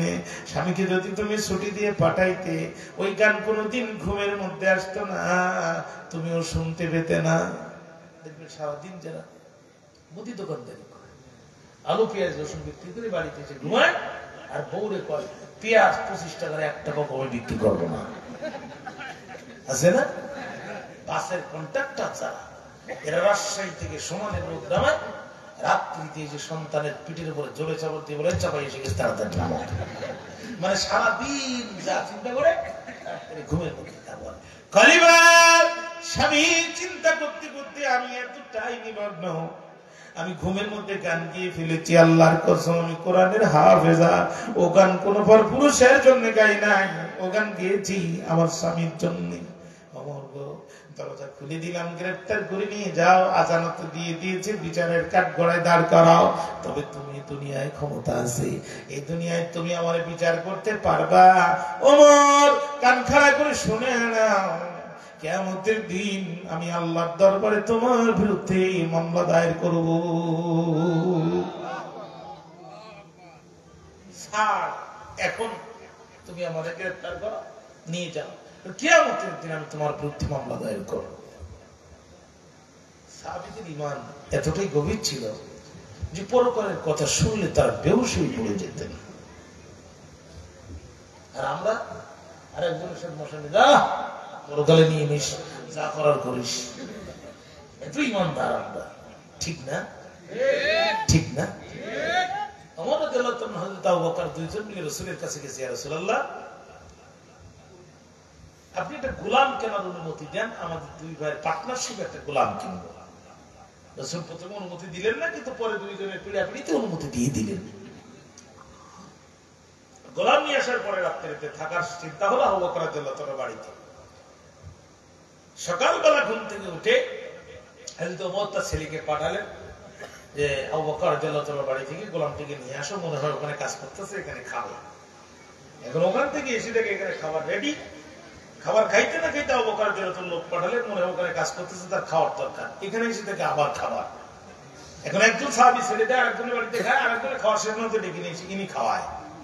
কর্মচারী মানুষ কাজ করে না, বসে বসে খাইতে খাইতে 3 দিন পর আমার সেও বেকায়দ অবস্থা, মোটা হয়ে গেছে। রাসূলের কাছে বলছি, ইয়া রাসূলুল্লাহ আপনার এই দুই সাহাবী শুধু খাওয়ায়, কোনো কাজ করে না। শুধু খাওয়ায়, শুধু কোনো কাজ। দেখেন আমি স্বাস্থ্য মোটা হয়ে গেছে এই কথা বুঝাইছি। তখন রাসূলুল্লাহ সাল্লাল্লাহু আলাইহি ওয়াসাল্লাম বললেন আগামী মাসে যুদ্ধে যাওয়া লাগবে, তুমি সকালবেলা ঘুম থেকে উঠবে, তোমার তরবারিটা কাঁধে নিবে, যার বাসায় থাকবে তার বাড়ির তরবারিটাও কাঁধে নিবে। কিন্তু কর্মচারী ঘুম থেকে উঠে গেল, হযরত আবু বকর রাদিয়াল্লাহু তাআলা, হযরত ওমর রাদিয়াল্লাহু তাআলা ঘুম থেকে উঠলেন, নিজের তরবারিটাও নিলেন, কর্মচারীর তরবারিটাও নিলেন। জোরে করবেন সুবহানাল্লাহ। প্রতিমধ্যে তাবু কাটলেন, রাত্রি ঘুমের ব্যবস্থা হলো। কর্মচারী ঘুমাচ্ছে শেষ রাত তাহাজ্জুদের সময়। আবু বকর রাদিয়াল্লাহু তাআলা হযরত ওমর দুইজন তাহাজ্জুদ পড়ে খেজুর নিয়ে বসছেন খেতে। খাচ্ছে আর বলতেছে আমরা তাকে কোনো কাজ করালাম না, শুধু খাওয়ালাম। নাক ডাকায় ঘুমায়, শুধু উঠে একটু তাহাজ্জুদ পড়তে পারে না, এতটুকু কথা বলছে। সকালবেলা কর্মচারীকে রাসূল বললেন তোমরা জমি করে রান্না করো, সবাইকে গোশত দিবা, আবু বকরকেও দিবা না, ওমরকেও দিবা না। হুজুর আপনি কোন কি কয়? হ্যাঁ। আবু বকর রাদিয়াল্লাহু তাআলা যাকে দিলেন না,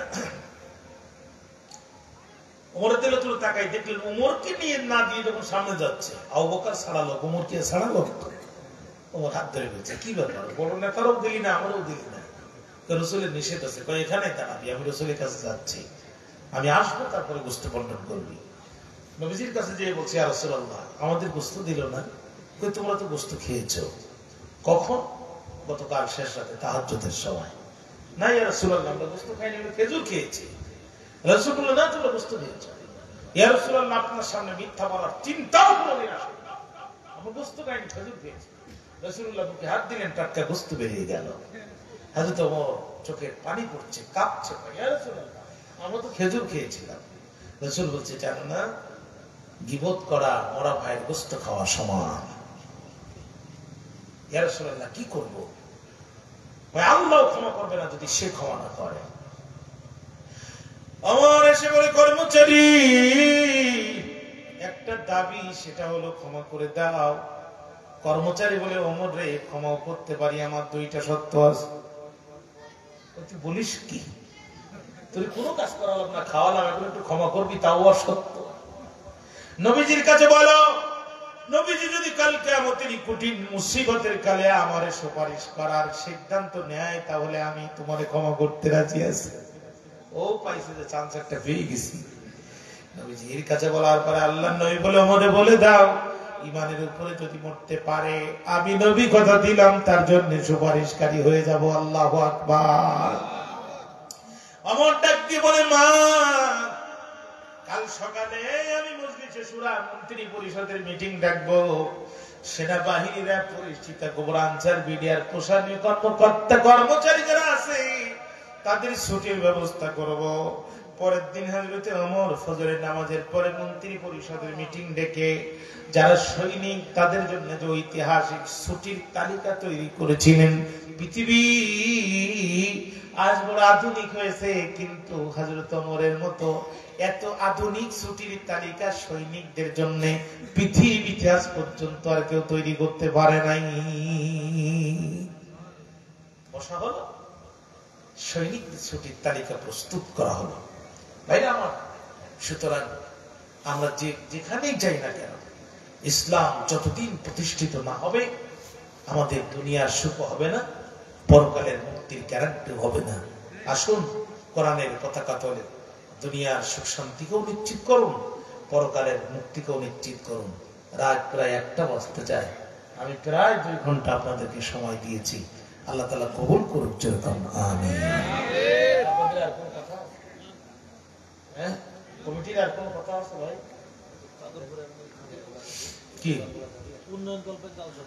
তাড়াতাড়ি তো বলার আগে ঢুকাই দেন না, পাবলিক গুলি তো দৌড় দেবে না। রাত 1টা বাজে, বুঝুন না, দোয়াও চলবে, কালেকশনও চলবে। আল্লাহুম্মা আমিন।